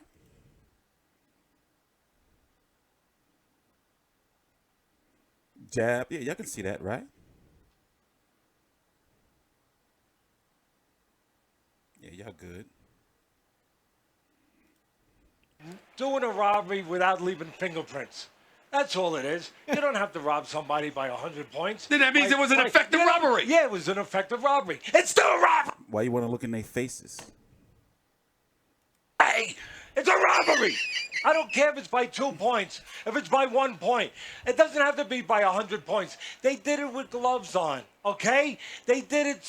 They did it in a sly way. Teddy, do you think it was? They didn't leave fingerprints. Robbery, really? Yeah. And you're gonna swear? You're gonna sit here in front of a nationally televised audience and say that you're not emotional when you're gonna call it robbery? It was a close fight. It happens throughout Good your answer. history covering the sport. Sometimes decisions are made that we may differ. We might have a difference of opinion, but it wasn't robbery. Triple G didn't get robbed. He lost a close decision. I believe he should have won. But when you say robbery, it entails flagrancy, and that was not a flagrant robbery. It was a close fight. It's just that you're agitated because you... Yeah, what type of shit is he on? I agree with that. You know, it wasn't a robbery. It was a close fight. And it's like it was a close fight in Canelo's home turf. You know? A close fight in his home turf. And he's just... But then again, both of these guys are outrageously emotional though. You know, if it was Skip's bit, can you imagine if Skip Bayless was there? You want perfection, and you don't get perfection in boxing. No, you know why I'm agitated? Because thank God I like this man. Because I really get upset because basically it's the same old damn excuse. It's boxing, Thanks, bro. so it's okay if you rob someone. JSK. It's okay if you take it away from him. I don't care if it's 1 damn point or 20 points. The winner should be the winner. He should have his hand raised. He did all that work. He should get the fight. So that's the problem for me. It's because this sport, people nowadays, it's too easy to say, it's boxing, it was close. Can I ask you one question before you can't complain. You got to understand. Can I ask you one question? Has there ever been a time, don't turn your back on me, stay right there and look at the camera. Has there ever been a time in your career covering boxing that you made a decision about this person won the fight, and then you went home and watched it on TV, and you watched the tape, and you said, you know what? I might have got that wrong. That's never... I've done that before. Now, I've done that before. I got all the way up until round 8, because after it was over, I think it was 12:34 a.m. Eastern time, I did my post-fight video, uploaded that, and then I went back and I watched it again before the post-fight press conference started. You know, so I can see how people say, you know, Canelo. I mean, I can see how people say Golovkin won, and I can see how people say Canelo won, and I would have been comfortable with the draw. These are the punch stats, by the way. Punches thrown by each side per round. Look at 12. Look at round 12. Look at round 12. What happened in the life of Teddy Atlas? Yeah, it has. Okay, then. That might have happened tonight. No. Why is it robbery? It didn't happen. It's subject to human judgment. It didn't it's happen. subject to human It didn't judgment. happen. But listen, I'm being completely honest. Round 12 is what decided the fight. It didn't happen. No, I don't care if you win by this much or by this much. And you know why it bothers me? With these guys, it don't bother me as much. You know why? They're millionaires. It ain't going to matter. They're going to be okay. They're going to take care of their family. They're not going to be out in the street. But for the common fighter, for the regular guy that hasn't made millions of dollars, that's busting his butt, trying to get up there, trying to get a little closer to the exit so he can get out of the game and take care of his family, because it's a dangerous game. Because every time you get in the ring, you can get out of the ring with less of yourself. So for those guys, that's what bothers me. Not tonight, not these guys, but those guys, when these same judges rob those guys. It's about another 2 minutes of this left, and then we're going to move on. They do. And you don't have me and Steven screaming about it. It quietly goes off into the night. But guess what? Those fighters have to go into the back of the line and work their way back to where they were to get closer to the exit. And they got to take hundreds of more punches to get back there. Thousands of more punches to get back there. And that's wrong. You don't care. No, I'm going to tell you why. I'm going to tell you why. Because I've been hit. I just hit back. But the point is this. At the end of the day, They they're touching each other and shit. professionals. All of this stuff. I mean, who are you, Teddy Atlas or Dear Abby? Stop it. They're professional fighters. They know what they're getting into. It's subjected to human error. That is life. Let's move on, Teddy. Oh my Atlas. God, you're so Let's wrong. move on. You're so wrong. Let's move on. A fighter that risks himself, a noble warrior that risks himself If it's like that, a lopsided, that's that doesn't different. have a big Not a close marquee name, decision. that's not Not a on, close that's decision. not on It's a HBO, close not on decision. Showtime, not making millions of dollars. He works, and he takes all that to get there, and he gets in, it gets taken away from him. And now he has to go in the back of the line, take hundreds of punches, and maybe never get there again. You know what? That's wrong. That's wrong! And you're saying Dear Happy? Dear Happy? No, that's about humanity. That's about a person. That's about somebody who is trying to take care of their family, and this is the way they take care of their family. And you know what? They get treated badly and get it taken away from them by people outside that never took a risk in their life. These people take a risk. So the people sitting at the ring that never took a damn risk in their life, they should be judge and jury and say, no, you're not going to be able to win this fight. No, you're going to have to go into the back of the line. No, you're not going to be able to get out of the game and take care of your family. You're going to have to continue to take punches. And you're going to have to continue to wander around in this world until who knows when. Until it's too late. Teddy walked off. Appreciate that. But Beth the and Doug Fisher, thanks for watching on ringtv.com. If you guys want to get the social media aspect going on, there's somebody in the truck moving this around. I don't even want to touch it because if I touch it, I'm going to knock it down. That's why I don't want to do anything else. If you touch it, doesn't it blow up? Go ahead, Doug. See. Okay. No? See? Oh, okay. What do I know? Escape to full screen. Yeah. Look, Triple G's in the house. Gennady Golovkin wearing the sunglasses. You see Sinte Conte gets the hug. All right. Oh, there was wear and tear on those cheekbones and those eyes. This was a real fight. It was a grueling fight. It was physical, and it was waged in the center of the ring for 12 rounds. And once again, he did not speak in the ring with Max Kellerman on the HBO broadcast. This will be the first words that we hear from Gennady Golovkin after his fight today when he loses to Canelo Alvarez. Gennady and the entire team will hold their head high because, as I mentioned, we feel he's still the champion. We feel that he won the fight, but we respect the judge's decision. We thought the Nevada Athletic Commission did a very fair job in officiating the fight. And so we got to give a lot of credit to Canelo. As Abel says, Canelo fought the fight that he promised the fans that he would fight. The first fight was a great fight. This fight was a more entertaining fight. Two of the best fighters in their division, two of the best fighters in the sport, fighting at such a high level. Both guys were cut in the fight. It was a lot of action in the rounds. And like I said, nobody doesn't feel that Triple G is a champion right now. So with that, we can, Abel, you want to say a few words on your side, and then we can open it, and Gennady can say a few words, and we'll open it up for questions. I think, first of all, we have to congratulate Canelo. Two guys fought a great fight. They gave us all in the ring. Canelo is a champion today. He deserves it. He fought a great fight. Hopefully we can do this again. I think the judges had it, 2 points or 1 round apart. So it's obvious that these two guys can make for great fights. So hopefully they do it again.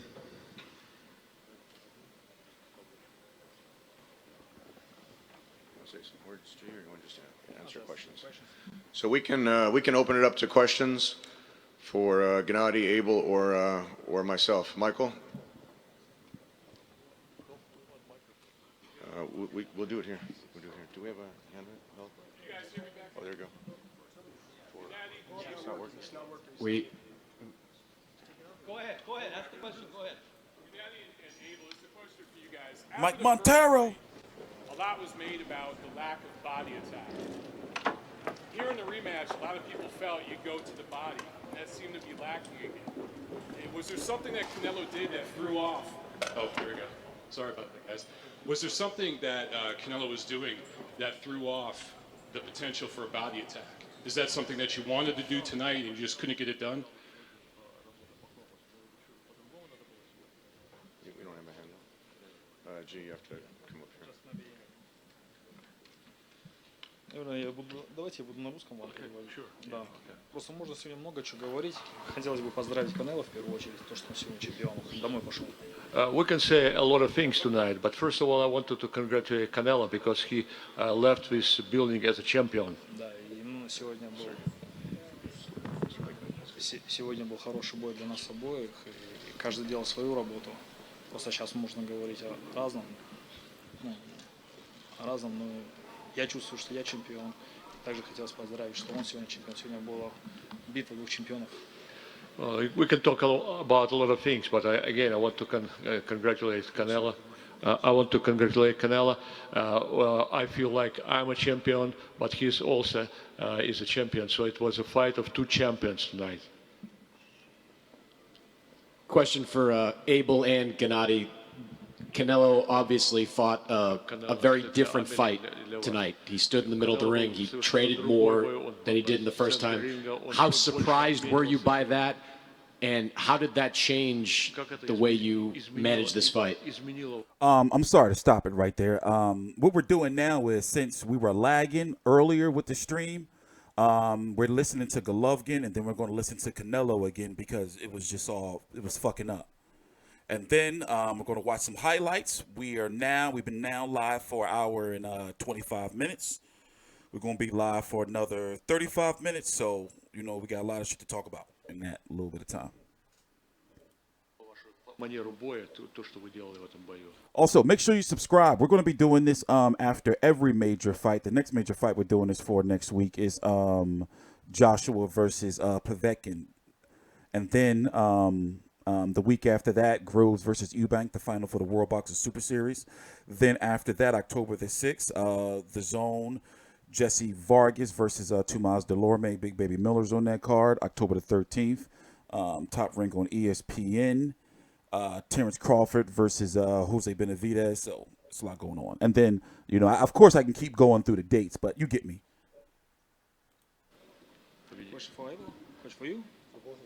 Для обоих. Я чувствовал себя очень комфортно, то есть мы сегодня делали хорошую работу и контролировали и джебом, и все практически. Oh, by the way, how many of y'all bought the fight? Если он даже не убегал назад, это не говорит о том, что мы проиграли бой. Well, I think I felt very comfortable. I think we control the fight, all the jabs, and even though he was not running this time, it doesn't mean that he was controlling the fight. We were controlling the fight. No, you know what? I expected Canelo to come out and give us that type of fight.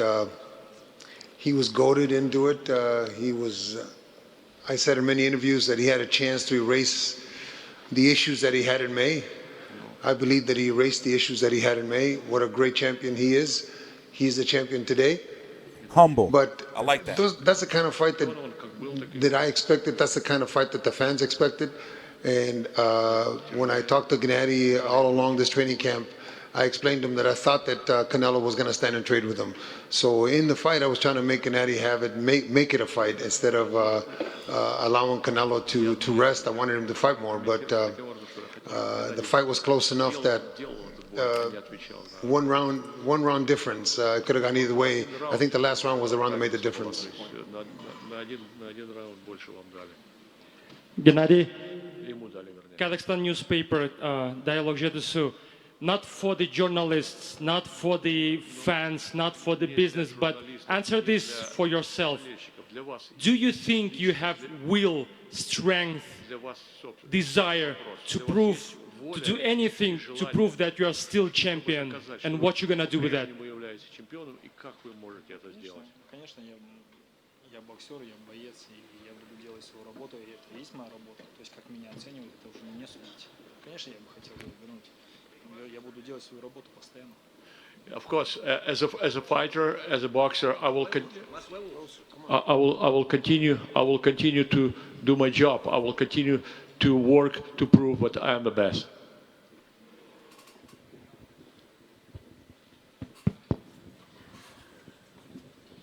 Hey, Gennady, Ryan O'Hara, FightNights.com. If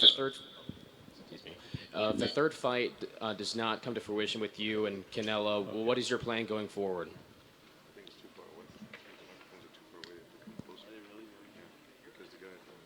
What?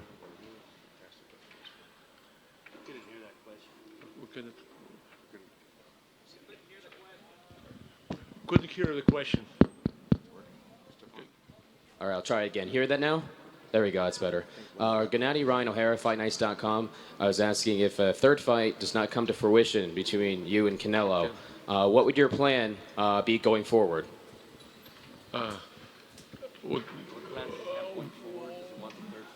Окей, какие у вас планы? Хотите ли вы третий бой? Конечно, мы будем разговаривать, конечно, это было бы замечательно. Yes, of course, we would like to have a third fight. We would continue and negotiate about that. It will be great to have a third fight.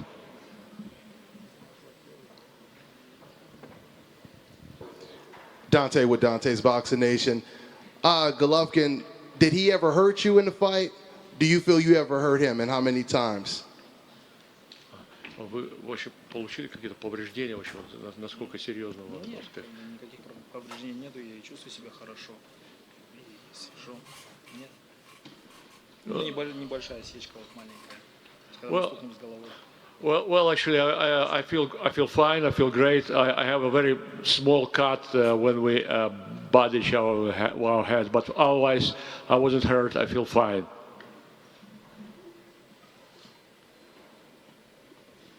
Golovkin, we know you're upset.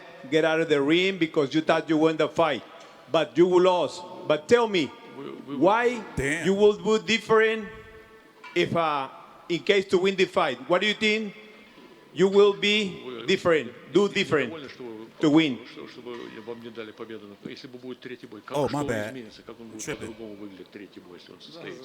в виду, скажите, что от меня это много не решает, довольный или недовольный. Я делаю свою работу в ринге. То есть как это оценивать, это уже не моя проблема, не мой вопрос. Well, I'm just a fighter. I'm doing my job, and how to judge my performance, my work is not my job. You know, I'm as a fighter, I'm just doing my job inside the ring. Gennady, straight back. My question for you is, Abel talked about how he said that he thought that Canelo would fight the way he did, that he would change from the last time. He would come forward more rather than counter the way he did so much in the first fight. What were your expectations? Did you agree with Abel that you thought he would fight you more standing right in front of you than he did last time? And what did you think when he did that as opposed to fight the way he did the last time? We couldn't hear the question. Can you please repeat it louder, because it's... Can you hear me now? I was wondering, he fought you countering the last time. This time he stood in front of you. Abel said that's what he thought that Canelo would do in this fight. I wanted to know from Gennady what his thoughts were when he saw that that's the style that he was fighting him, that he wasn't going to counter him the whole fight, that he was going to stand in the pocket and he was going to fight with him. Big Dan. То, что делал Канело, он вроде бы обещал, что он будет делать, но то, что вы видели, действительно делал именно то, что он обещал. То, что он обещал, но в принципе он не убегал в этот раз. Я говорю, он не убегал в этот раз, но это не говорит о том, что он выиграл весь бой. Look at Janera looking all good back there. She be showing love on the gram. То есть он, да, он не убегал этот бой. Он не говорит о том, что он победил весь бой. По очкам. Well, по мне. As far as I'm concerned, yes, he was not running from me. He wasn't running around this fight. But that doesn't mean that he won this fight. And the scores do not really support that he won this fight. We have time for one or two more for Gennady.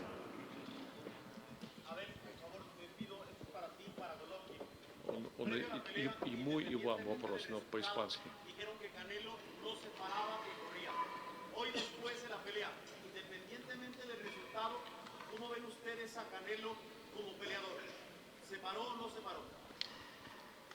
Canelo peleó la pelea que había peleado.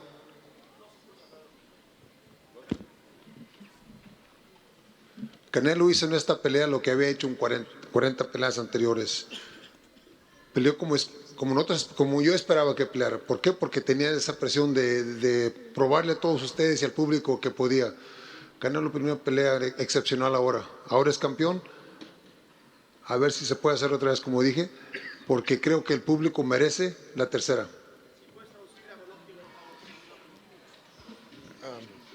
Did Canelo fight the kind of fight that you thought he was going to fight, and do you think he is the fight the style that we thought he was going to fight? But he is too much. Как он якобы обещал.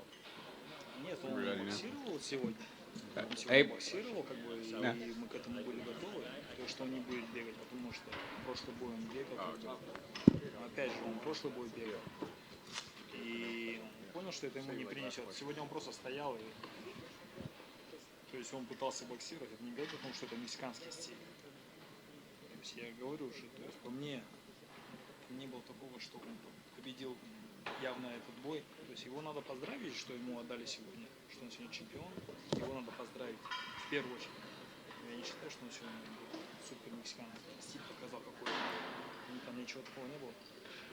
I don't think he really demonstrates some super great Mexican boxing style. Yes, he was not running away from me or was running around this time, but it doesn't mean that he won this fight. He didn't do anything special. One more from. Sorry, but most importantly, I would like to congratulate him with today's win. Mark Wicker, one more. Thank you. Mark, go ahead. Abel, could you address that question earlier about the body punching? Did you want him to go to the body more? And if not, why wasn't he able to do that? Okay. Abel, just wanted to see if you could address that earlier question about body punching. Did you want him to go to the body more than he did in the first fight? And if you did, why wasn't it able to be effective? Yeah, obviously we wanted him to do a lot of different things, and I'm sure Chepo and Eddie wanted Canelo to do a lot of different things. But when they're in the ring, they're going to do the things that they see available to them. Canelo fought the fight that he needed to fight today to win. The judges saw him win. That's what's important. I think we have to give credit to Canelo instead of trying to say what we didn't do. He fought a great fight.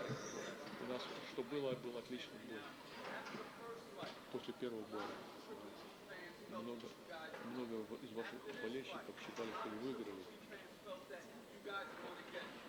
Многие болельщики опять считали, что вы выиграли. Я хотел бы узнать, вы думаете, вы наконец-то можете получить правильное, нормальное судейство? Что вы скажете своим болельщикам, которые считают, что вы выиграли? We appreciate all the support, but we can't be hypocritical and stand here and complain about every damn decision we lose. Look, the judges were good judges. They saw the fight in Canelo's favor tonight. Maybe the next time they'll see it in our favor. But Canelo fought a great fight, man. You can't take that away from Canelo. Thank you, everybody. Thanks, guys. That's all. Thank you.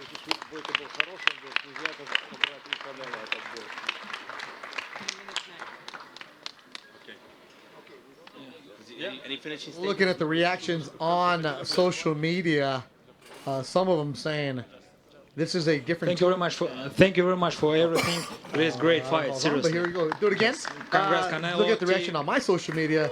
Today a lot of them he's saying, champion. I come back, guys. I come back.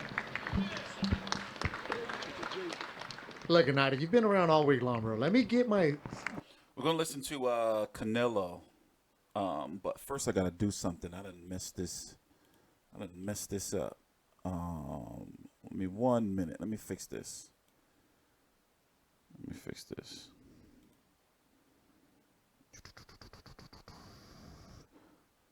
Make sure you subscribe. T Street Controversy. This is T Street Controversy Live. That should be big enough, right? Yeah, that should be big enough.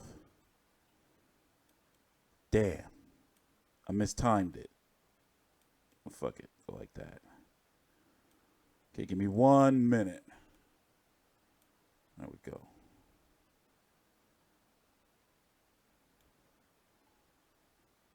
Now we're going to keep this up here. And put this over here.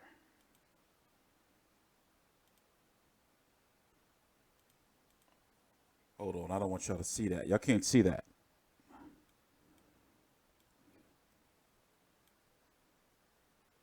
Y'all don't deserve that.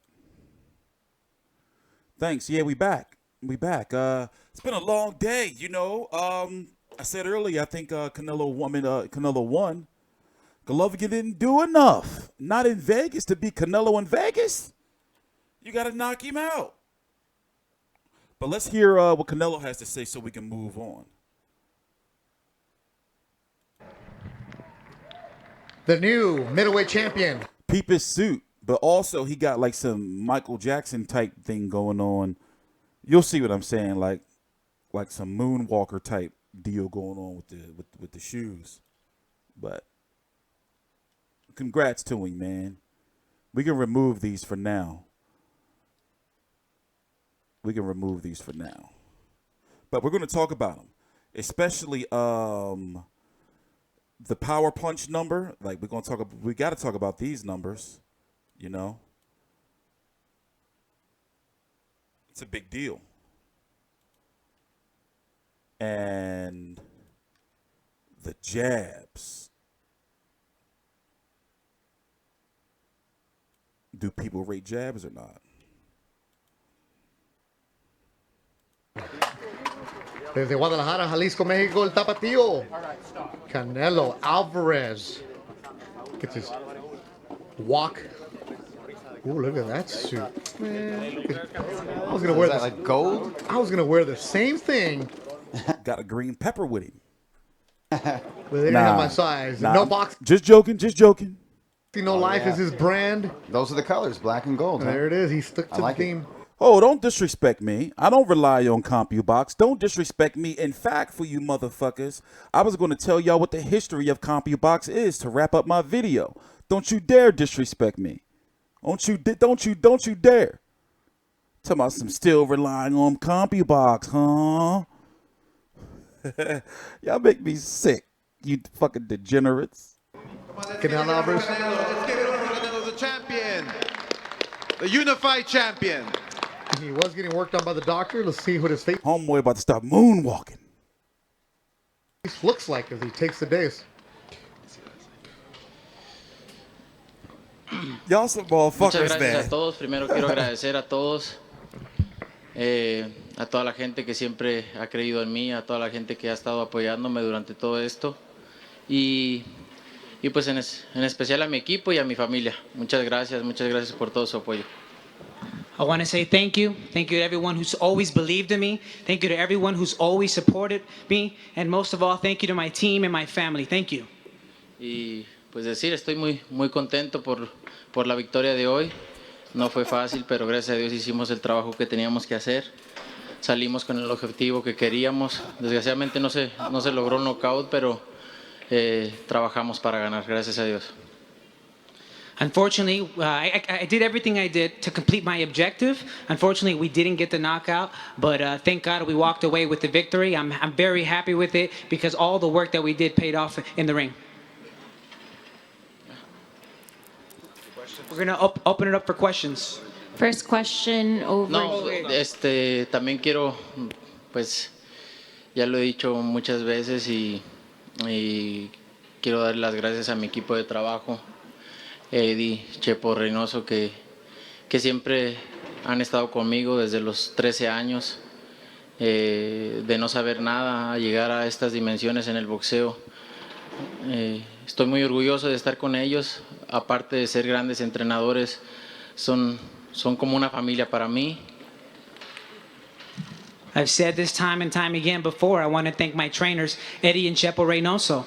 They've taken me from nothing since I was 13 years old to the highest levels in boxing. And more than trainers, they are my family.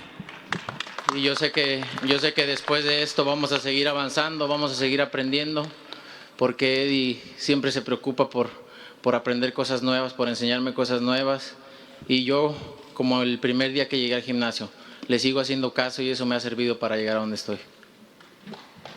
And I know that together we will keep moving forward, we will keep learning, because what I like about Eddie is that he's worried about learning. And me, I'm just like when I got there, my first day to the gym. I'm always listening to them and taking note of their lessons. Muchas gracias Eddie, Chepo.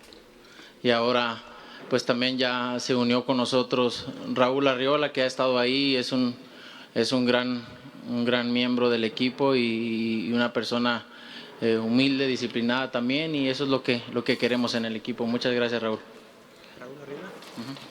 Also, thank you to Raúl Arriola. He's been there from the very beginning and he's very disciplined, and that's what we need in our team. Thank you very much, Raúl.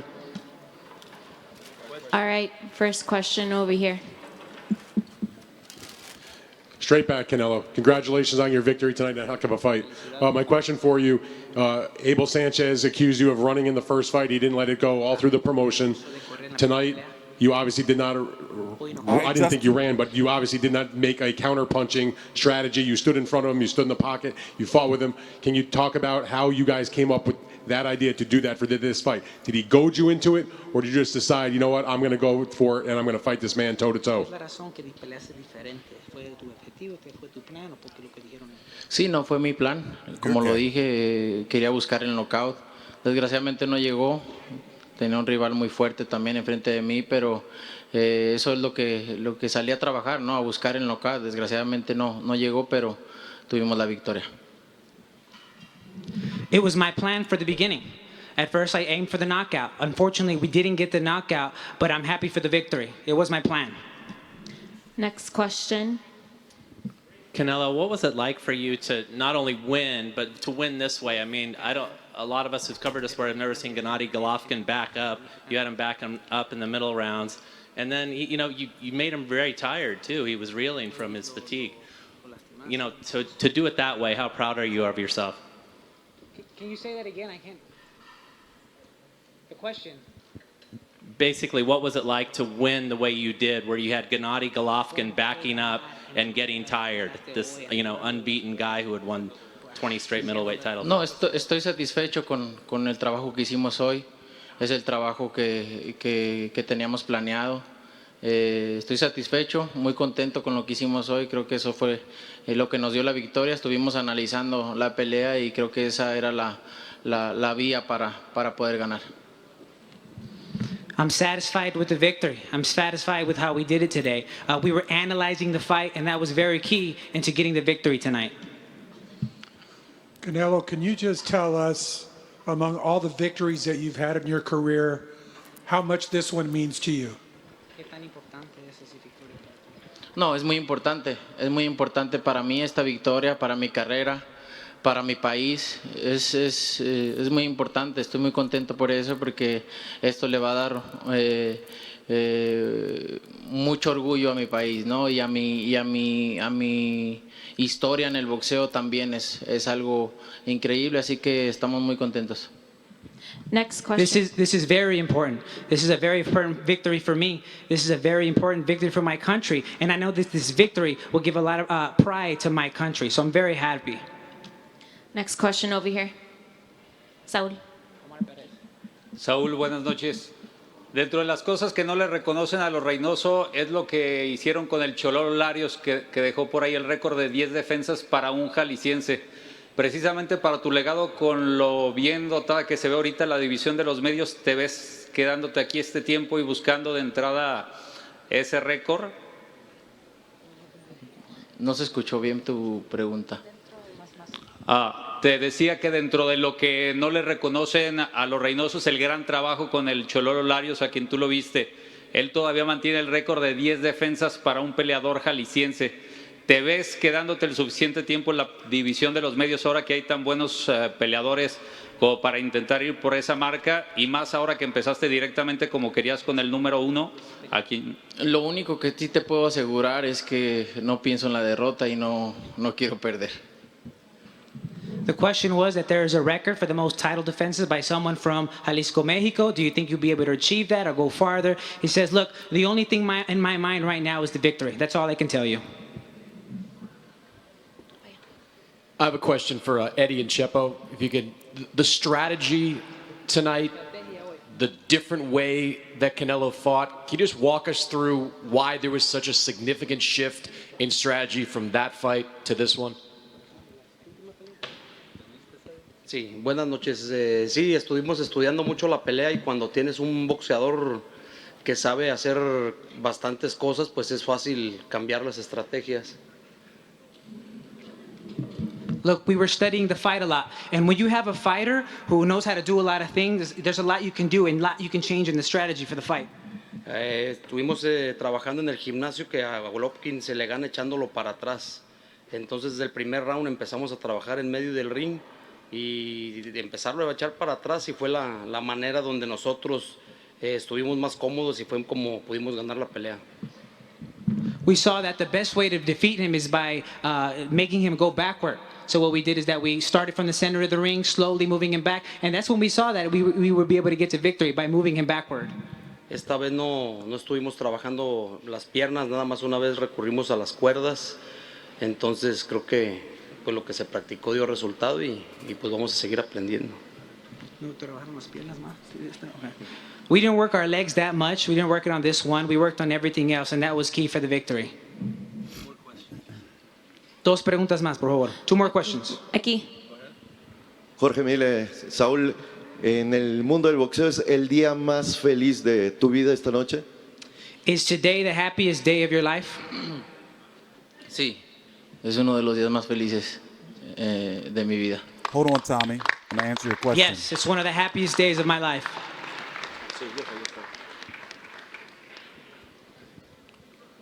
Buenas noches, Saúl, al centro atrás.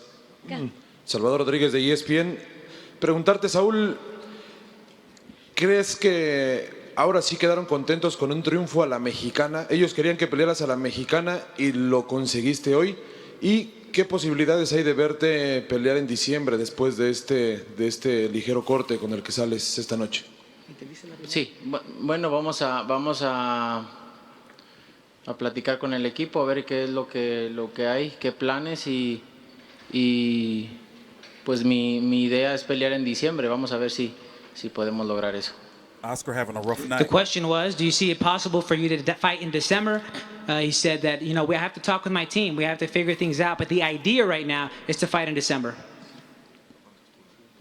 ¿Fue un triunfo a la mexicana? ¿Fue un triunfo a la mexicana como quería Abel? ¿Tú qué crees? Gracias, viva México. Sí, claro que sí. Saúl, Eddie, los acusaron de que no se paraban, que corrían, y hoy me parece que te paraste siempre en el corazón del cuadrilátero y además en un tramo muy grande de la pelea, Eddie y Saúl llevaron a Canelo atrás. ¿Qué le dice a la gente que te decía que no te parabas? In the first fight, Abel and others were saying that you didn't stay in the center of the ring, that you ran back, that you moved around the ring. What do you say to people now that you stayed in the center of the ring? Prácticamente fui yo el que fui hacia el frente toda la pelea, ¿no? Y como lo dije y lo he dicho siempre en cada entrevista que me preguntan, puedo hacer muchas cosas arriba del cuadrilátero, puedo cambiar estrategias, puedo pelear de forma diferente y esta noche lo demostré y eso me enorgullece me enorgullece y más tener una esquina como la que tengo, ¿no? El trabajo que hizo con mi cortada creo que nunca lo he visto en ninguna otra esquina. It was I who pushed him back. It was I who was the most aggressive. And more than anything, I'm also proud of the team that I have. They worked the cut very well. Who else could have a team like that?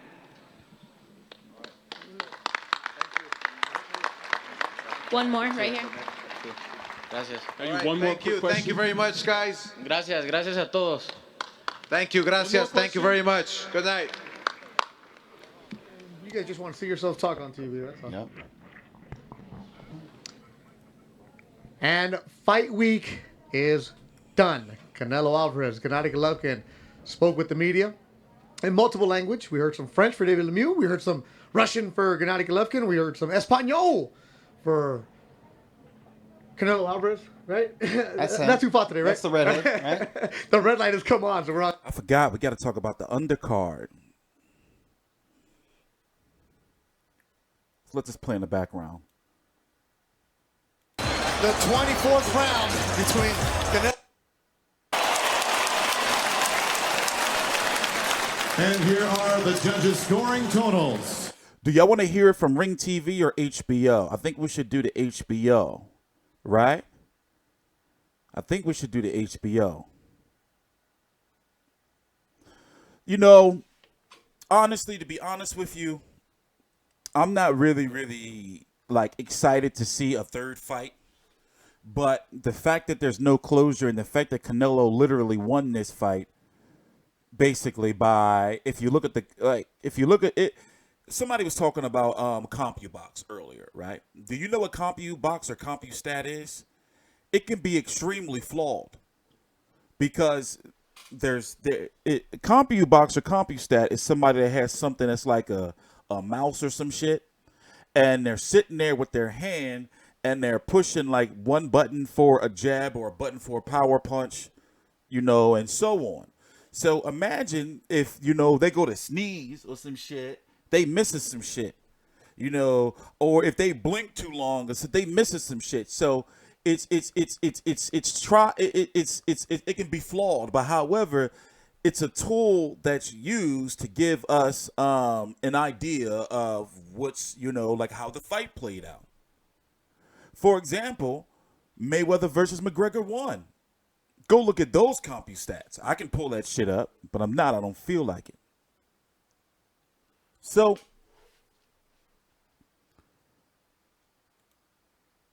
HBO, right? Y'all didn't answer. Should we do HBO?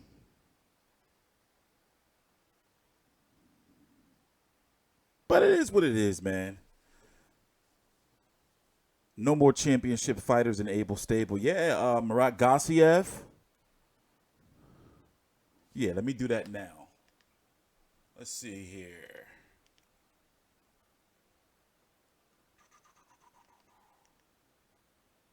It's going to be interesting to see, where does Golovkin go here? Does he go after his IBF belt again? Does he go, I mean, now, you know, what do you think about if Jacobs beats Derevianchenko on October the 27th? What do you think about Golovkin versus Jacobs 2? You know, do you think Golovkin needs an easy touch? I mean, he did have Martirosyan, but if you look at the way he stepped up in competition, why is this not playing? If you look at, you know, the way he stepped up in competition,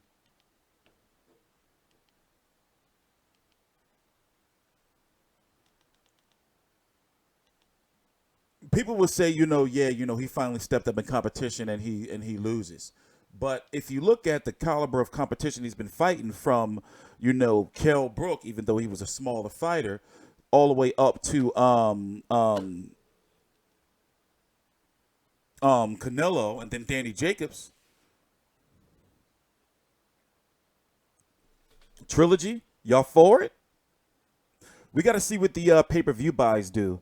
If this fight does 1.5 million pay-per-view buys, then that will equal to about $127 million. Golovkin is slated to get 45%, Canelo 55%. So Golovkin can walk away with Golovkin can walk away with around $70 million from this fight. Canelo around 100. It's crazy, right? And people say boxing is dead. But that's if the fight does 1.5 million pay-per-view buys. And from my understanding, everybody was watching this fight.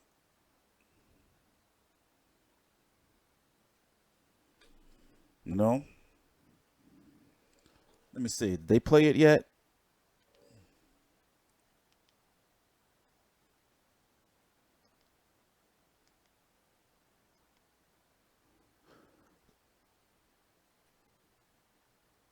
Good. De La Hoya going to make a third one in May. I mean, do you think they should go ahead and just make the third one? You know, or if they don't make the third, I mean, you know, Golovkin's got options. You got to think that Billy Joe Saunders and Danny Jacobs, And Jamal Charlo, WBC interim champion, licking his chops. They're licking those chops.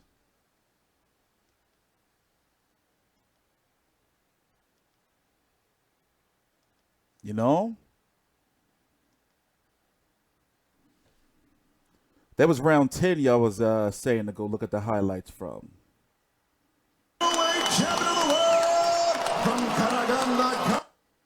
Round 10.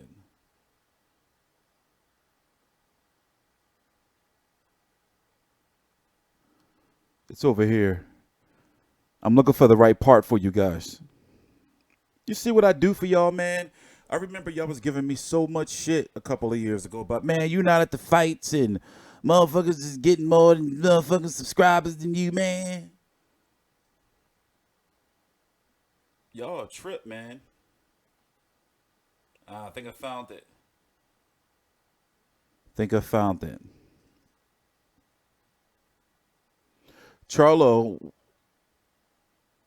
Jamal Charlo's WBC interim, Jamel Charlo's WBC regular. Remember the Pacquiao too? Yes, we're going to talk about that next week. We're not talking about that. Why did you make me say that during this video? Damn it! I made it through this whole video without you without me saying anything about Mayweather Pacquiao. They was throwing that leather in there though. You know, honestly though, if you were, you know, a member of Golovkin's team, wouldn't you be telling him, hey, listen, man, you're not gonna get the knockout, bro. You're not gonna get the knock. I mean, you're not gonna get the decision in Vegas. You got to go knock him out. Canelo 7-5. I agree with that. But I agree with people that will say Canelo 7-5. You know?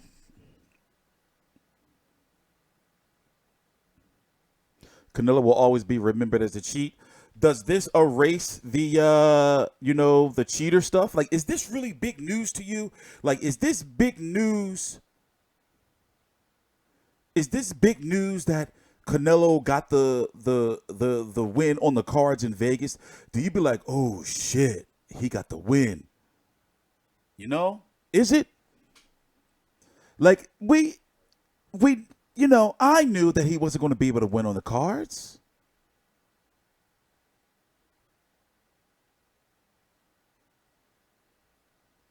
But however, I am going to rewatch the fight again. And I'm going to listen to you, the people, and I'm going to do that shit y'all say where they say, turn the sound off. You can't watch it in 4K. What type of HDMI cable are you using, T-Street? Go back to composite. The scan rates follow the money. No, Canelo didn't clearly win, but it's up to the pit. You know why Canelo versus Golovkin 2 is trending worldwide right now? Do you know why it's trending worldwide? Because people are like, damn, who won the fight? Listen, you may think that you're right. I may think that I'm right, but right now, those two lines are close. Those scales, those scales.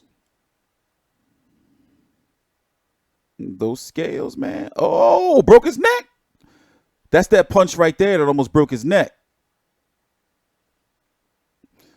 Canelo showed he got a chin, though. Canelo got a chin. You can't take that away from him.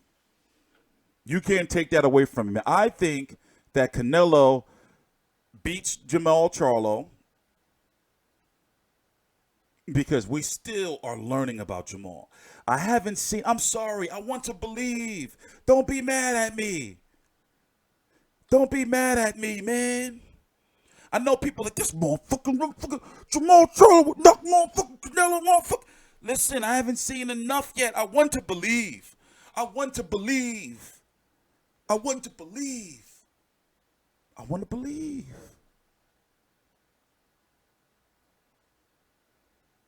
Danny Jacobs is big and strong in his prime, no. But Danny Jacobs is lost to Golovkin, and in my opinion, not as overall a better skilled fighter, you know, like more in the repertoire, you know? But Billy Joe Saunders, we don't know. He's got to really, really be on that bike. He's got the height, he's got the reach, he's got the jab. But with his style, he probably won't be able to get a win on the cards either against Canelo. It'd be similar to the Lara fight. What the hell is this? What are they doing? You know?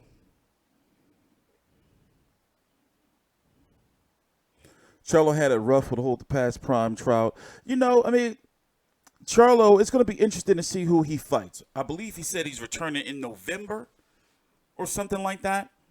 But now, you know, here, let's go look at it. Let's go look at the 160-pound division real quick.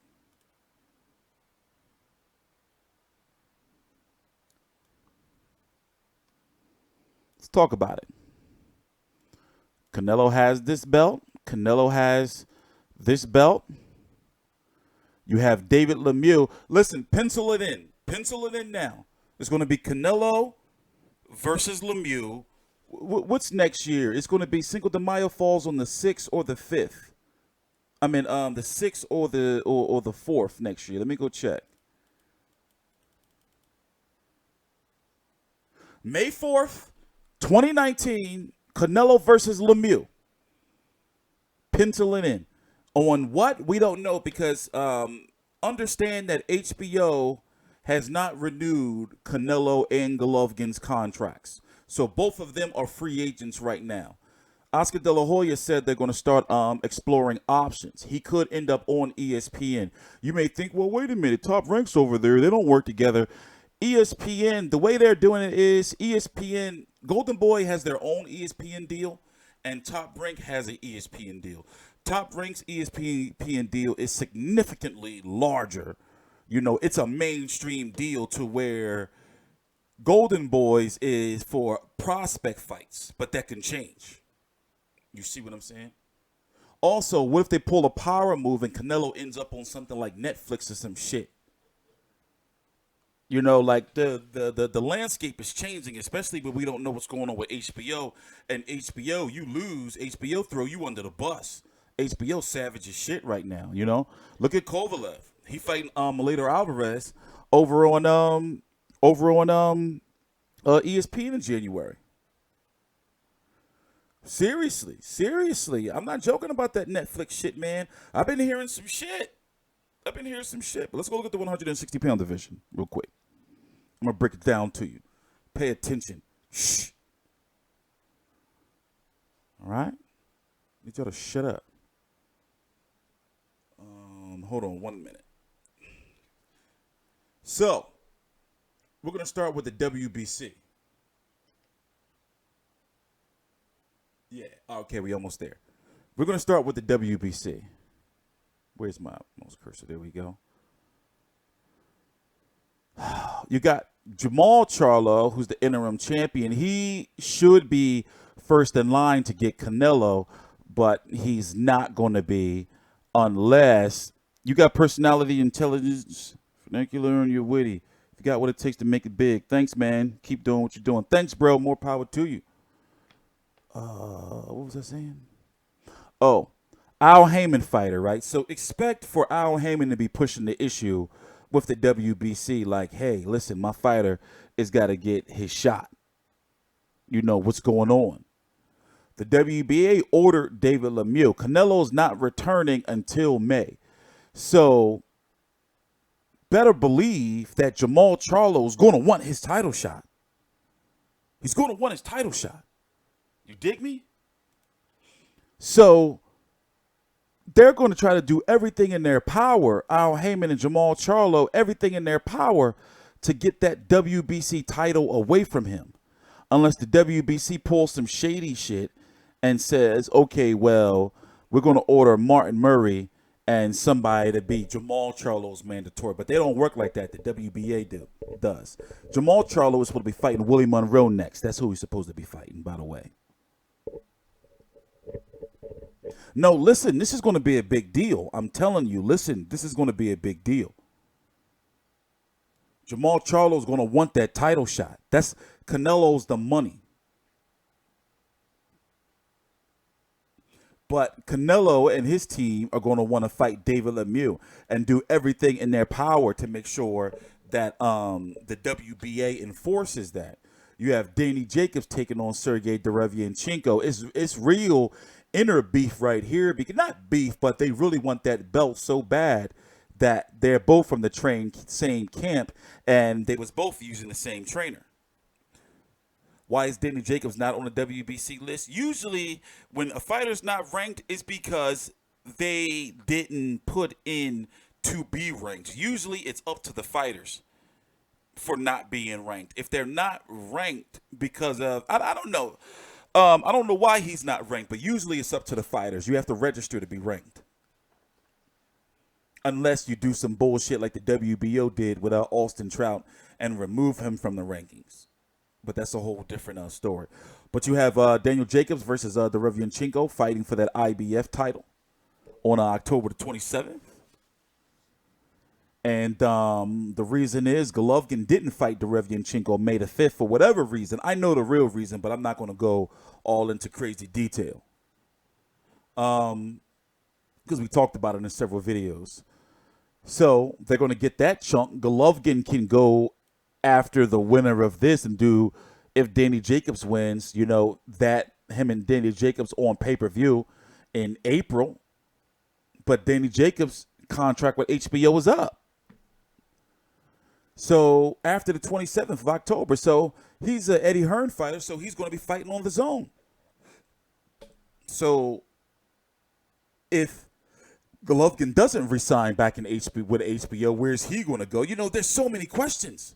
We don't know. We can't really pinpoint what's next for Golovkin because, for one, he's a free agent from the network. Number two, we don't know how serious Canelo and his team would be about doing a rematch and when they would be doing a rematch because Golovkin is not getting any younger. You see what I'm saying? They can't say, okay, we're going to wait another year to do this rematch when Golovkin's motherfucking 38. He's 36 right now. So if they don't do the rematch in the third fight in May, then it's like, bruh, like, what? Nah, it's done. The first fight was a draw. Canelo won the fight barely by the skin of his nutsack. So let's go back to the 160-pound division. You got Ryota Murata of Japan taking on Rob Brandt. That is going to be October the 20th, top rank on ESPN early morning card, from my understanding. There was talk of Golovkin fighting him in Japan in December. He wasn't going to fight in December anyway, because if he did win, because he's got cut. Both of those guys are cut, so they're not fighting in December. You got Billy Joe Saunders also on October the 20th, taking on Demetrius Andrade on the zone. Very good chance we can see the winner of this versus Danny Jacobs versus the winner of Danny Jacobs versus Derevyanchenko. And that's the 160-pound division right there, literally. And David Lemieux is, you know, the top runner to get the big money fight. Crazy, right? Crazy. The trilogy is the best. It's the trilogy is the best money option. Looking at all these fights, Canelo versus Jamal Charlo, Golovkin generates more money than that. Golovkin generates more money than David Lemieux. Golovkin generates more money than Murata, unless they do it in like Japan or some shit, but still generates more money. More money than Danny Jacobs, more money than Billy Joe Saunders, unless they go to the UK. But still, like, Golovkin is still the second biggest money for Canelo in that division. Outside of him, of course, outside of Canelo.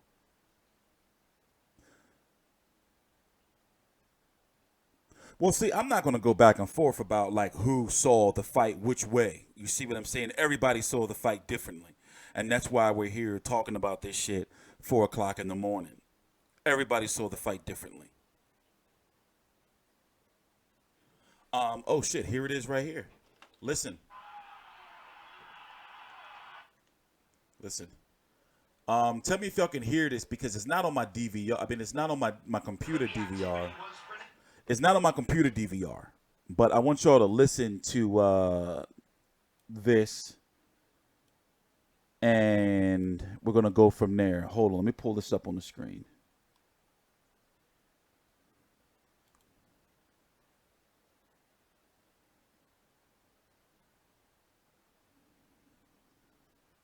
Is it this one I wanted? We're going to talk about this.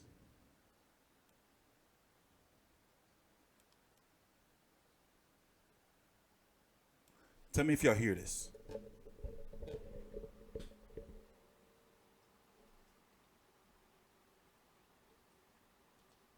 Let's go to Joe Martinez to read the scores. Ladies and gentlemen, after 12 toe-to-toe rounds of boxing, we go to the judges' scorecards.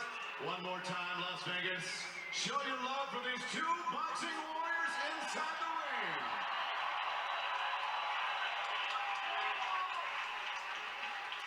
And here are the judges' scoring totals. Glenn Feldman scores this bout even, 114-114. Judge Dave Moretti and Steve Weisfeld have it 115-113. Your winner by majority decision and new WBC, WBA, IBO Ring Magazine Middleweight Title, Saul Canelo.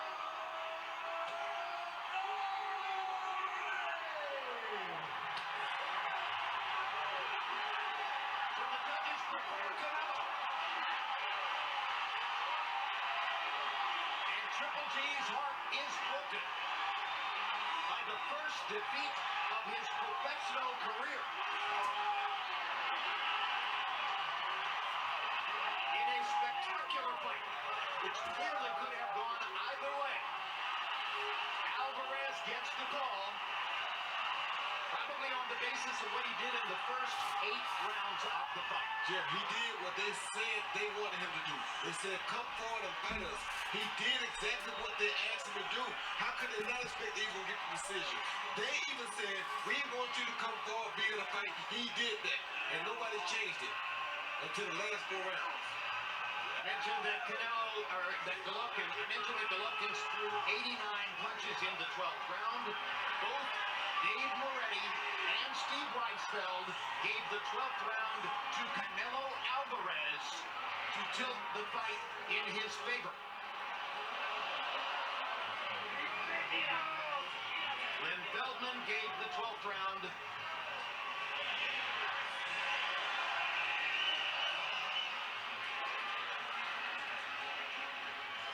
can't tell. This is confusing. Let's look at final CompuBox numbers and see what happened numerically in the fight. Once again, for the second fight in a row, Gennady Golovkin lands more punches, landing 234 to 202 for Alvarez. Once again, for the second fight in a row, Golovkin throws more punches, throwing 257 more punches.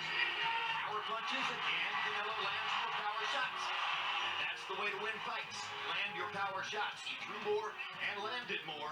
143 to 116. For the second fight in a row, Golovkin lands more jabs. He doubled the number of jabs that Alvarez landed in the fight, and he threw more than twice as many jabs. So Golovkin's jab-centric game is not enough to beat Alvarez's focus on counterpunching and power shots. And particularly, I think, the tactic of pressuring Golovkin in the early going and coming toward him instead of backing up. Max Kellerman stands by with the winner. Congratulations, Canelo, on winning another classic middleweight fight. Did you think the fight was close in the 12th round? It turns out one judge gave you the 12th round, and that avoided another draw. No, mira, mi esquina me mandó a cerrar el round para que no pasara lo de la pelea pasada. Fue lo que hice. Realmente estoy muy emocionado. Primeramente quiero darle las gracias.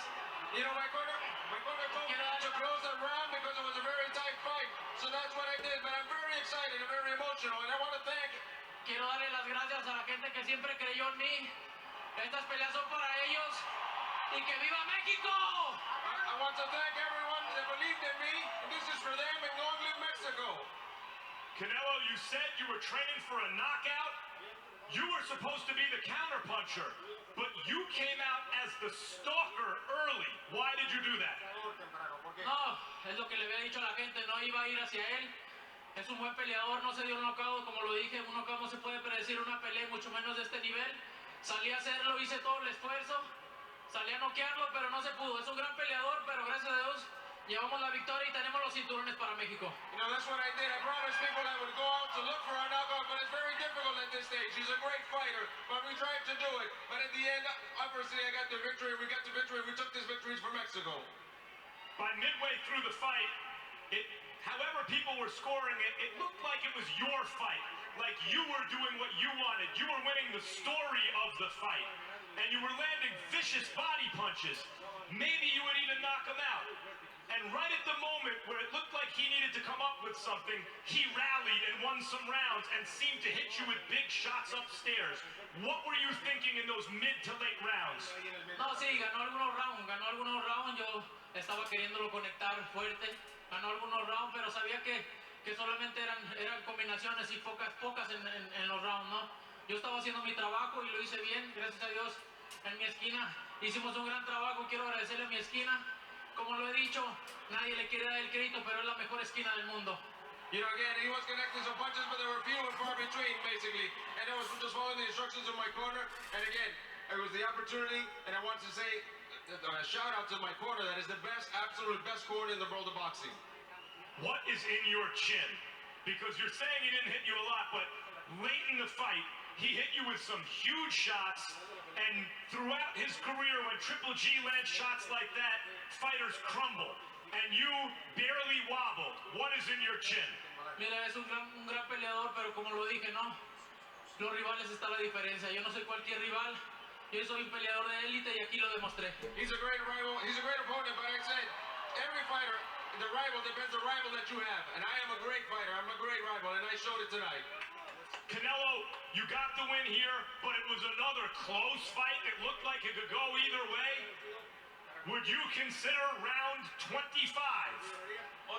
Mira, si la gente quiere una tercera pelea la hacemos, ¿no? Pero ahorita voy a disfrutar mi pelea, voy a disfrutar mi triunfo con mi familia, con mi gente y el ser campeón mundial de nuevo. If the people want another fight, we'll do it again, but for now I'm going to enjoy the moment, enjoy it with my family, enjoy it with my people, but we'll do it again, no doubt.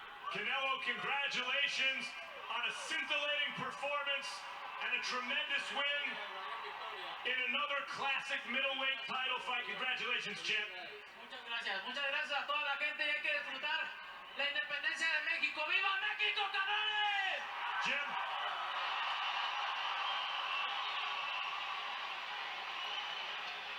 And while Canelo Alvarez was beginning that interview with Max Kellerman, Gennady Golovkin left the ring. And you hear the response of many in the audience heaping derision on the Kazakh star as he, obviously in disappointment, leaves the ring. We will send Max Kellerman to the Golovkin dressing room to see if he can get an interview. I don't feel terribly confident or optimistic that that is going to happen. Obviously, Roy Jones, he's a tremendously disappointed fighter trying to hold his head high amid the disappointment, but at the end of the day, he loses for a variety of different reasons. The one glaringly obvious one, again, not enough body shots and not enough constant pressure to perform in the role of the attacking fighter Triple G against the counterpuncher Canelo Alvarez. Well, this is my problem, Jim. This is what I feel bad about. Remember I told you earlier about how the fighter should talk to the fighter and not the trainer? The trainer talked all this time about, I want Canelo to do this, I want Canelo to do this, I want Canelo to do this. The media hear you saying, you want Canelo to do this, you want Canelo to do this. Guess what? Canelo came out and did that. And what did you do about it? Nothing. So it's like the fight could have been called a draw again. The fight could have went to Triple G. There was a lot of mixed up rounds again. Triple G landed the most punches, like the first fight. Canelo landed the more powerful punches, like the first fight. We really could have had another draw. I feel like part of the outcome was the fact that y'all said you want him to come and do this, and guess what? That's what he came and did, and nobody did nothing about it. Max Kellerman, your thoughts? This is the latest chapter in a division, the middleweight division, that has seen so many great chapters authored between champions who put on shows like this. This is the latest one, and it's a worthy successor to so many that have come before. It was a great fight, better than the original, which is tough to do, and unexpected. We thought that for Triple G to win, and he almost did. I mean, it was a very close fight. He would have to pressure Canelo, put him on the ropes, didn't do it one time. It was Canelo who was the aggressor. And Triple G was disappointing in the sense that he came out tentatively. He didn't show as much aggression. He never went to the body hardly at all. He didn't correct any of the mistakes of the first fight. But he did something even more praiseworthy, in my estimation, than enacting a game plan. He seemed to change his fate at a point where it seemed already to be written. You know, Canelo was fighting his fight. He was authoring the fight that he wanted to author. He was ripping Triple G to the body. Triple G looked old. He was huffing and puffing, gasping for air. And it looked to me like maybe Canelo's on his way to a knockout.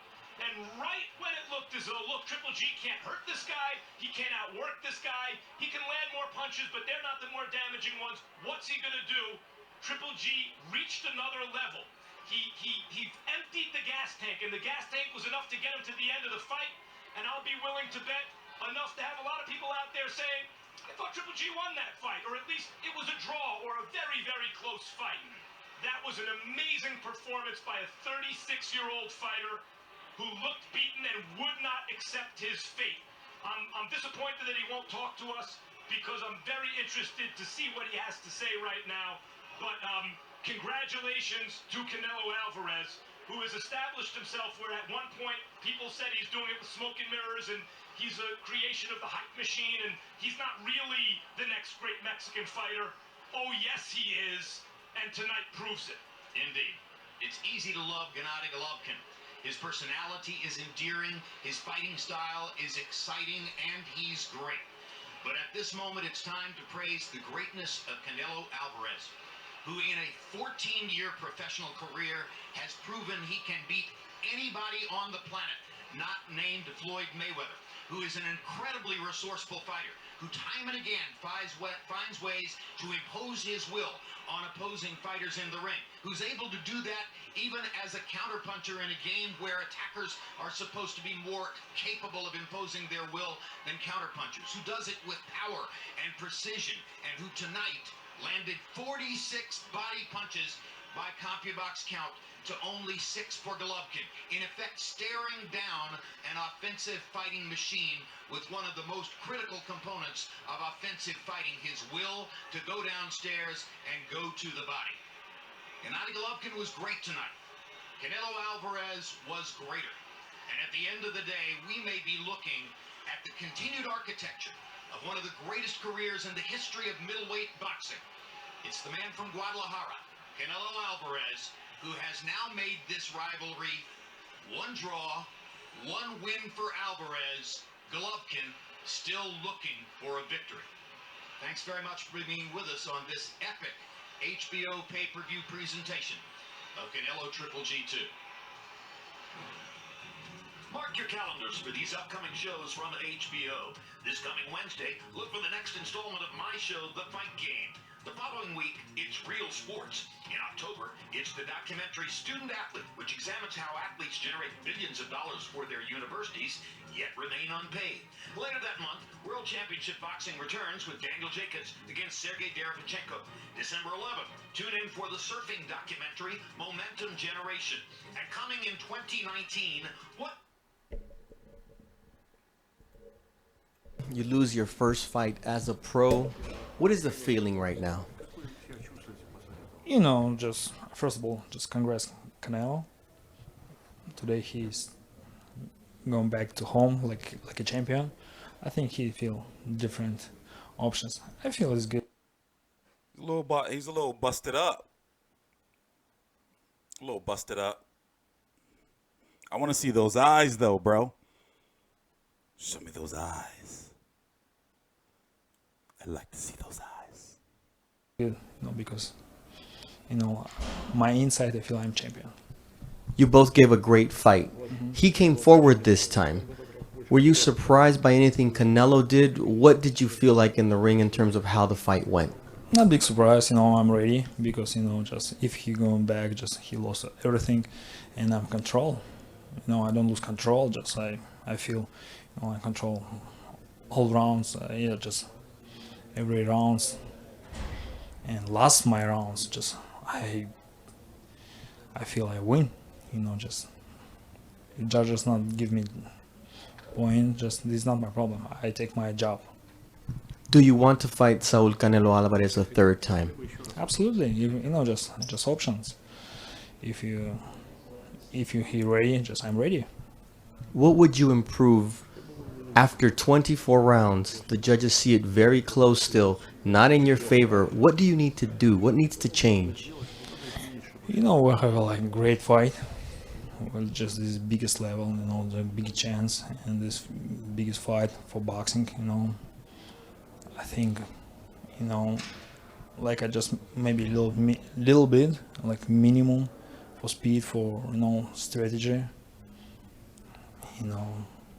just change, maybe next time, not Vegas, maybe, different city.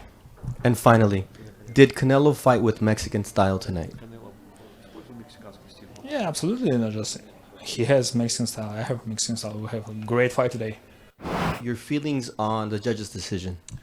First of all, I think that we need to congratulate Canelo and his team. I like that they're humble. I like that Abel Sanchez is humble in all this. They've acknowledged that they told him not to, run, and Canelo didn't run. He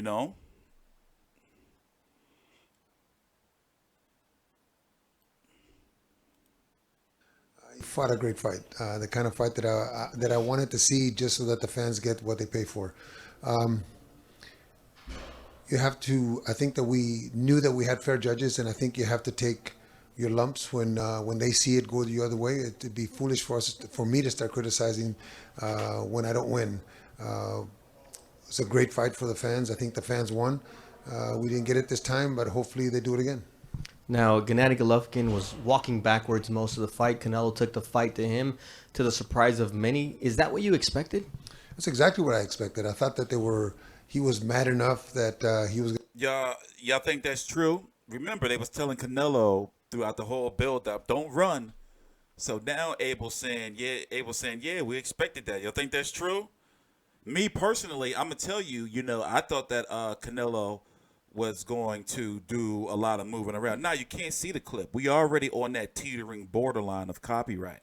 So don't be surprised if this motherfucking video might not even be up tomorrow. So, but in all honesty though, I've been doing a real good job moderating this to make sure that this video doesn't get taken down, hopefully. So, we can't show the whole clip, obviously, but we can't listen to the audio, or you can just take your ass over to the ESPN YouTube page, and just search all this shit up. In fact, here, how about this, huh? You did this to yourself. Look at this. Read that. We're going to show everybody and show his fans that he could do that. And I'm very happy for him. I thought that he fought a great fight, like I said, and if the judges saw him winning, then he won. What was Gennady lacking tonight? What did he miss about, taking the fight over the edge to get a clear win? I thought that he thought in the end, the last couple rounds, I thought that he was ahead, so he didn't do enough.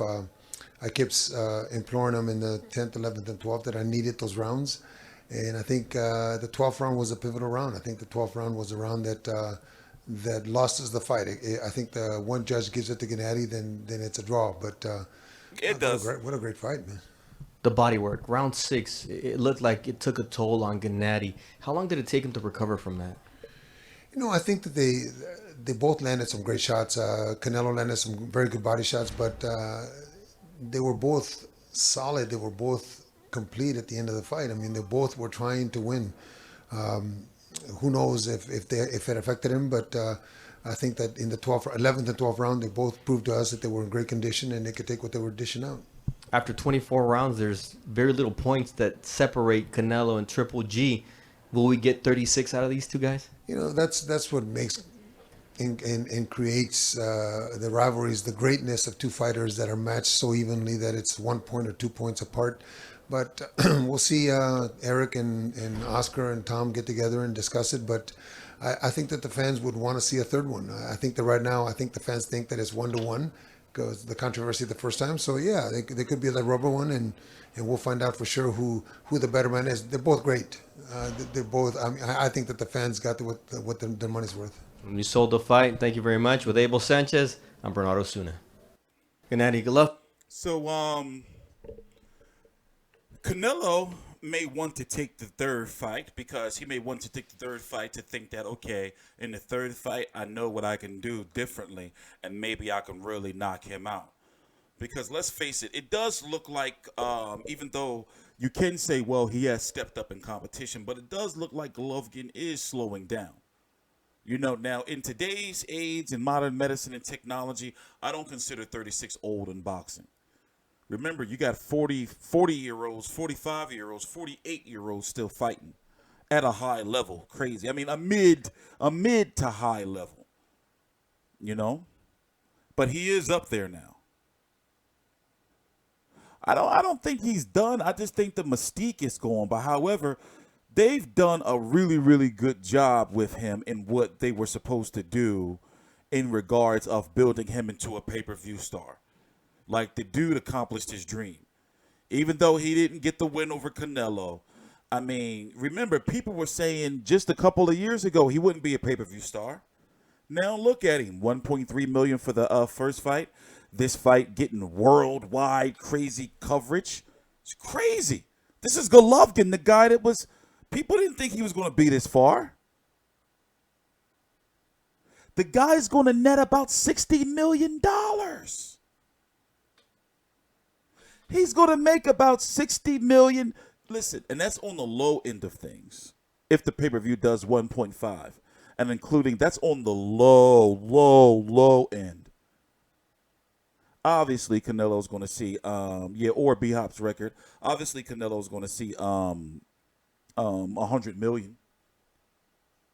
This was a highly successful event just by looking at it. Now, if this pay-per-view does less than 1.3 million pay-per-view buys, if it does 1.3, I'm going to be like, oh my fucking God, what the fuck?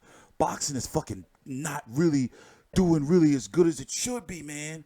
And then if you look at all these streaming services and shit, I'm still shocked that Denny Garcia versus Sean Porter on just regular Showtime peaked at like what, under 700,000 or something, you know. But I'm confident this pay-per-view was a success. Except many of you are scumbags, and you know, not all of you, but many of you are scumbags, and you didn't buy the fight. I actually purchased the fight twice today on Fight TV and on Comcast. I am very, very bitter about that a little bit. But at the same time, you got to do what you got to do, you know, to support the sport. I am upset about that. So we're going to do our best to try to get one of these motherfuckers refunded, but I doubt it. They know how to motherfucking see it. Be like, hey, you know, we saw that you watched and you rewinded, motherfucker. Nah, you ain't getting your motherfucking refund. They got me. Yeah, I got it on. That's how I got it on Fight TV because I purchased it on Xfinity, right? If I had fucking known better, I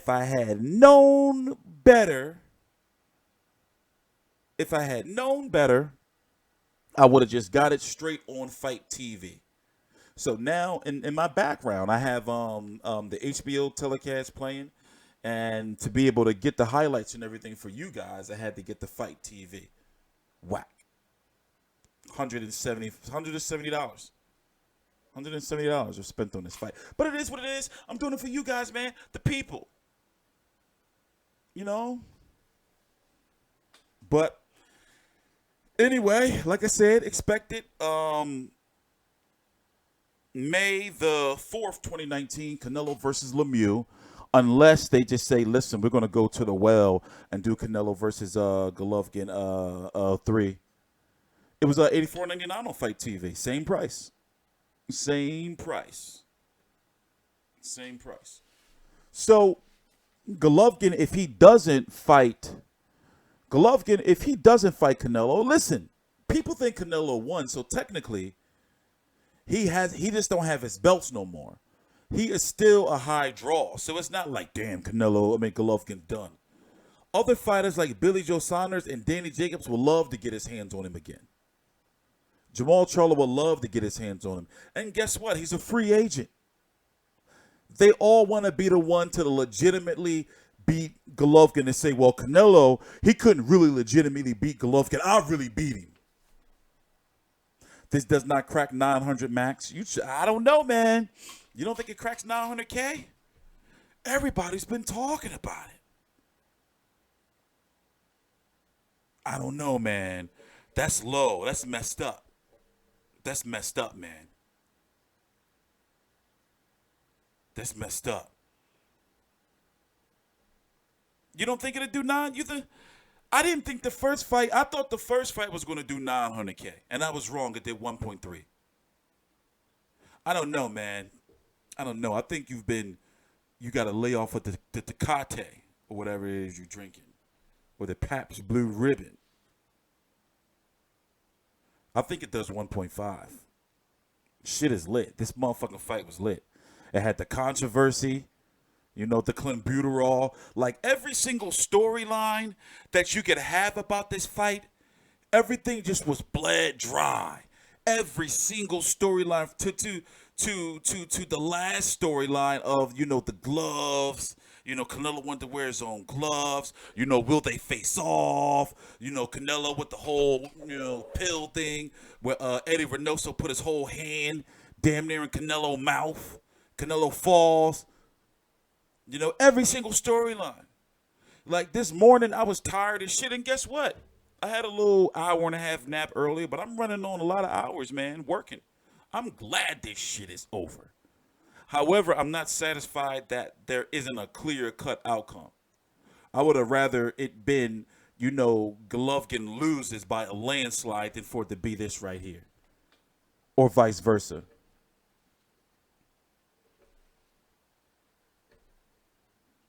Third fight would do lower seals too, to do 2 consecutive robberies. Exactly. I mean, not robberies, but the fact that they were close fights and people are going to think, well, it's going to be a robbery. These guys are 2 very evenly matched fighters. Remember, people think Golovkin won the first fight, but the fight was a draw. The second fight, the judges was like, it had to be a winner. It had to be a winner.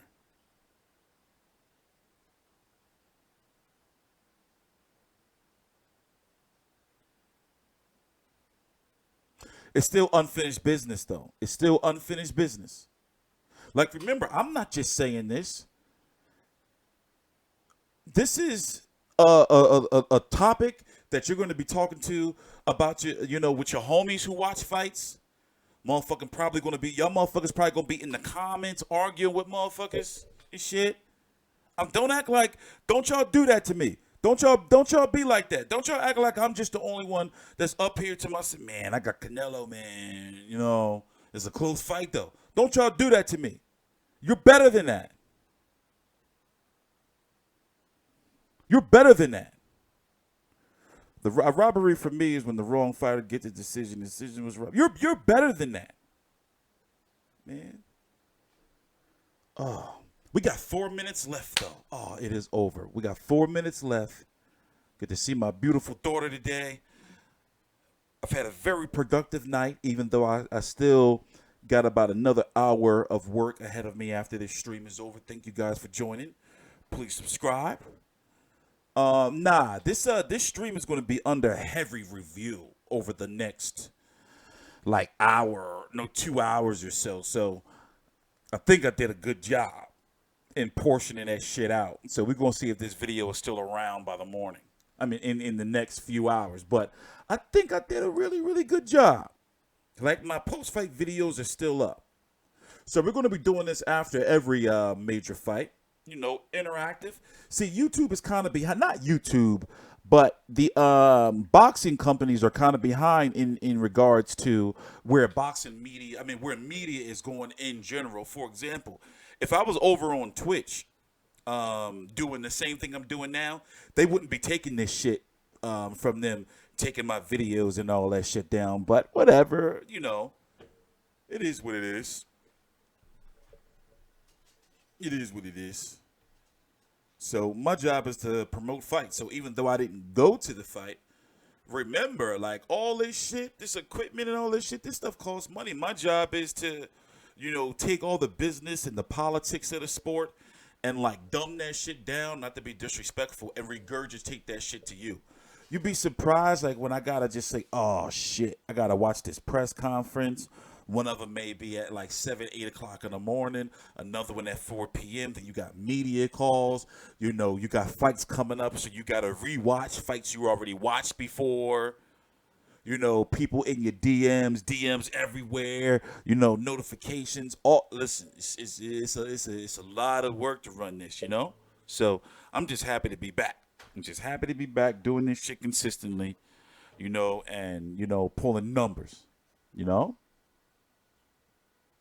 As a fan, I want to see a third. Should be a trilogy with a. I mean, you know, we don't get third fights too often. You know, we even got a fourth. Pacquiao Marquez. Munguia has Ali Smith on his belt. I watched this on HBO. You find Triple G. I mean, you know. Yeah. Munguia's fought 5 times this year. He's fought 5 times. Yeah, exactly. We all here because we love the sport. But no, what I was saying is I get a hard time when they be taking my videos down, man. That shit be crazy. And I be thinking like, yo, like, I'm paying for all this stuff to promote this.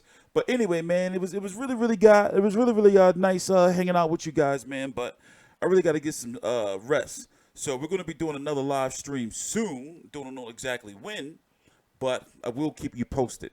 And obviously, I'm probably going to take the rest of the day off since we're in Sunday now, and then start fresh Monday with Joshua versus Perfecting Fight Week. Please subscribe.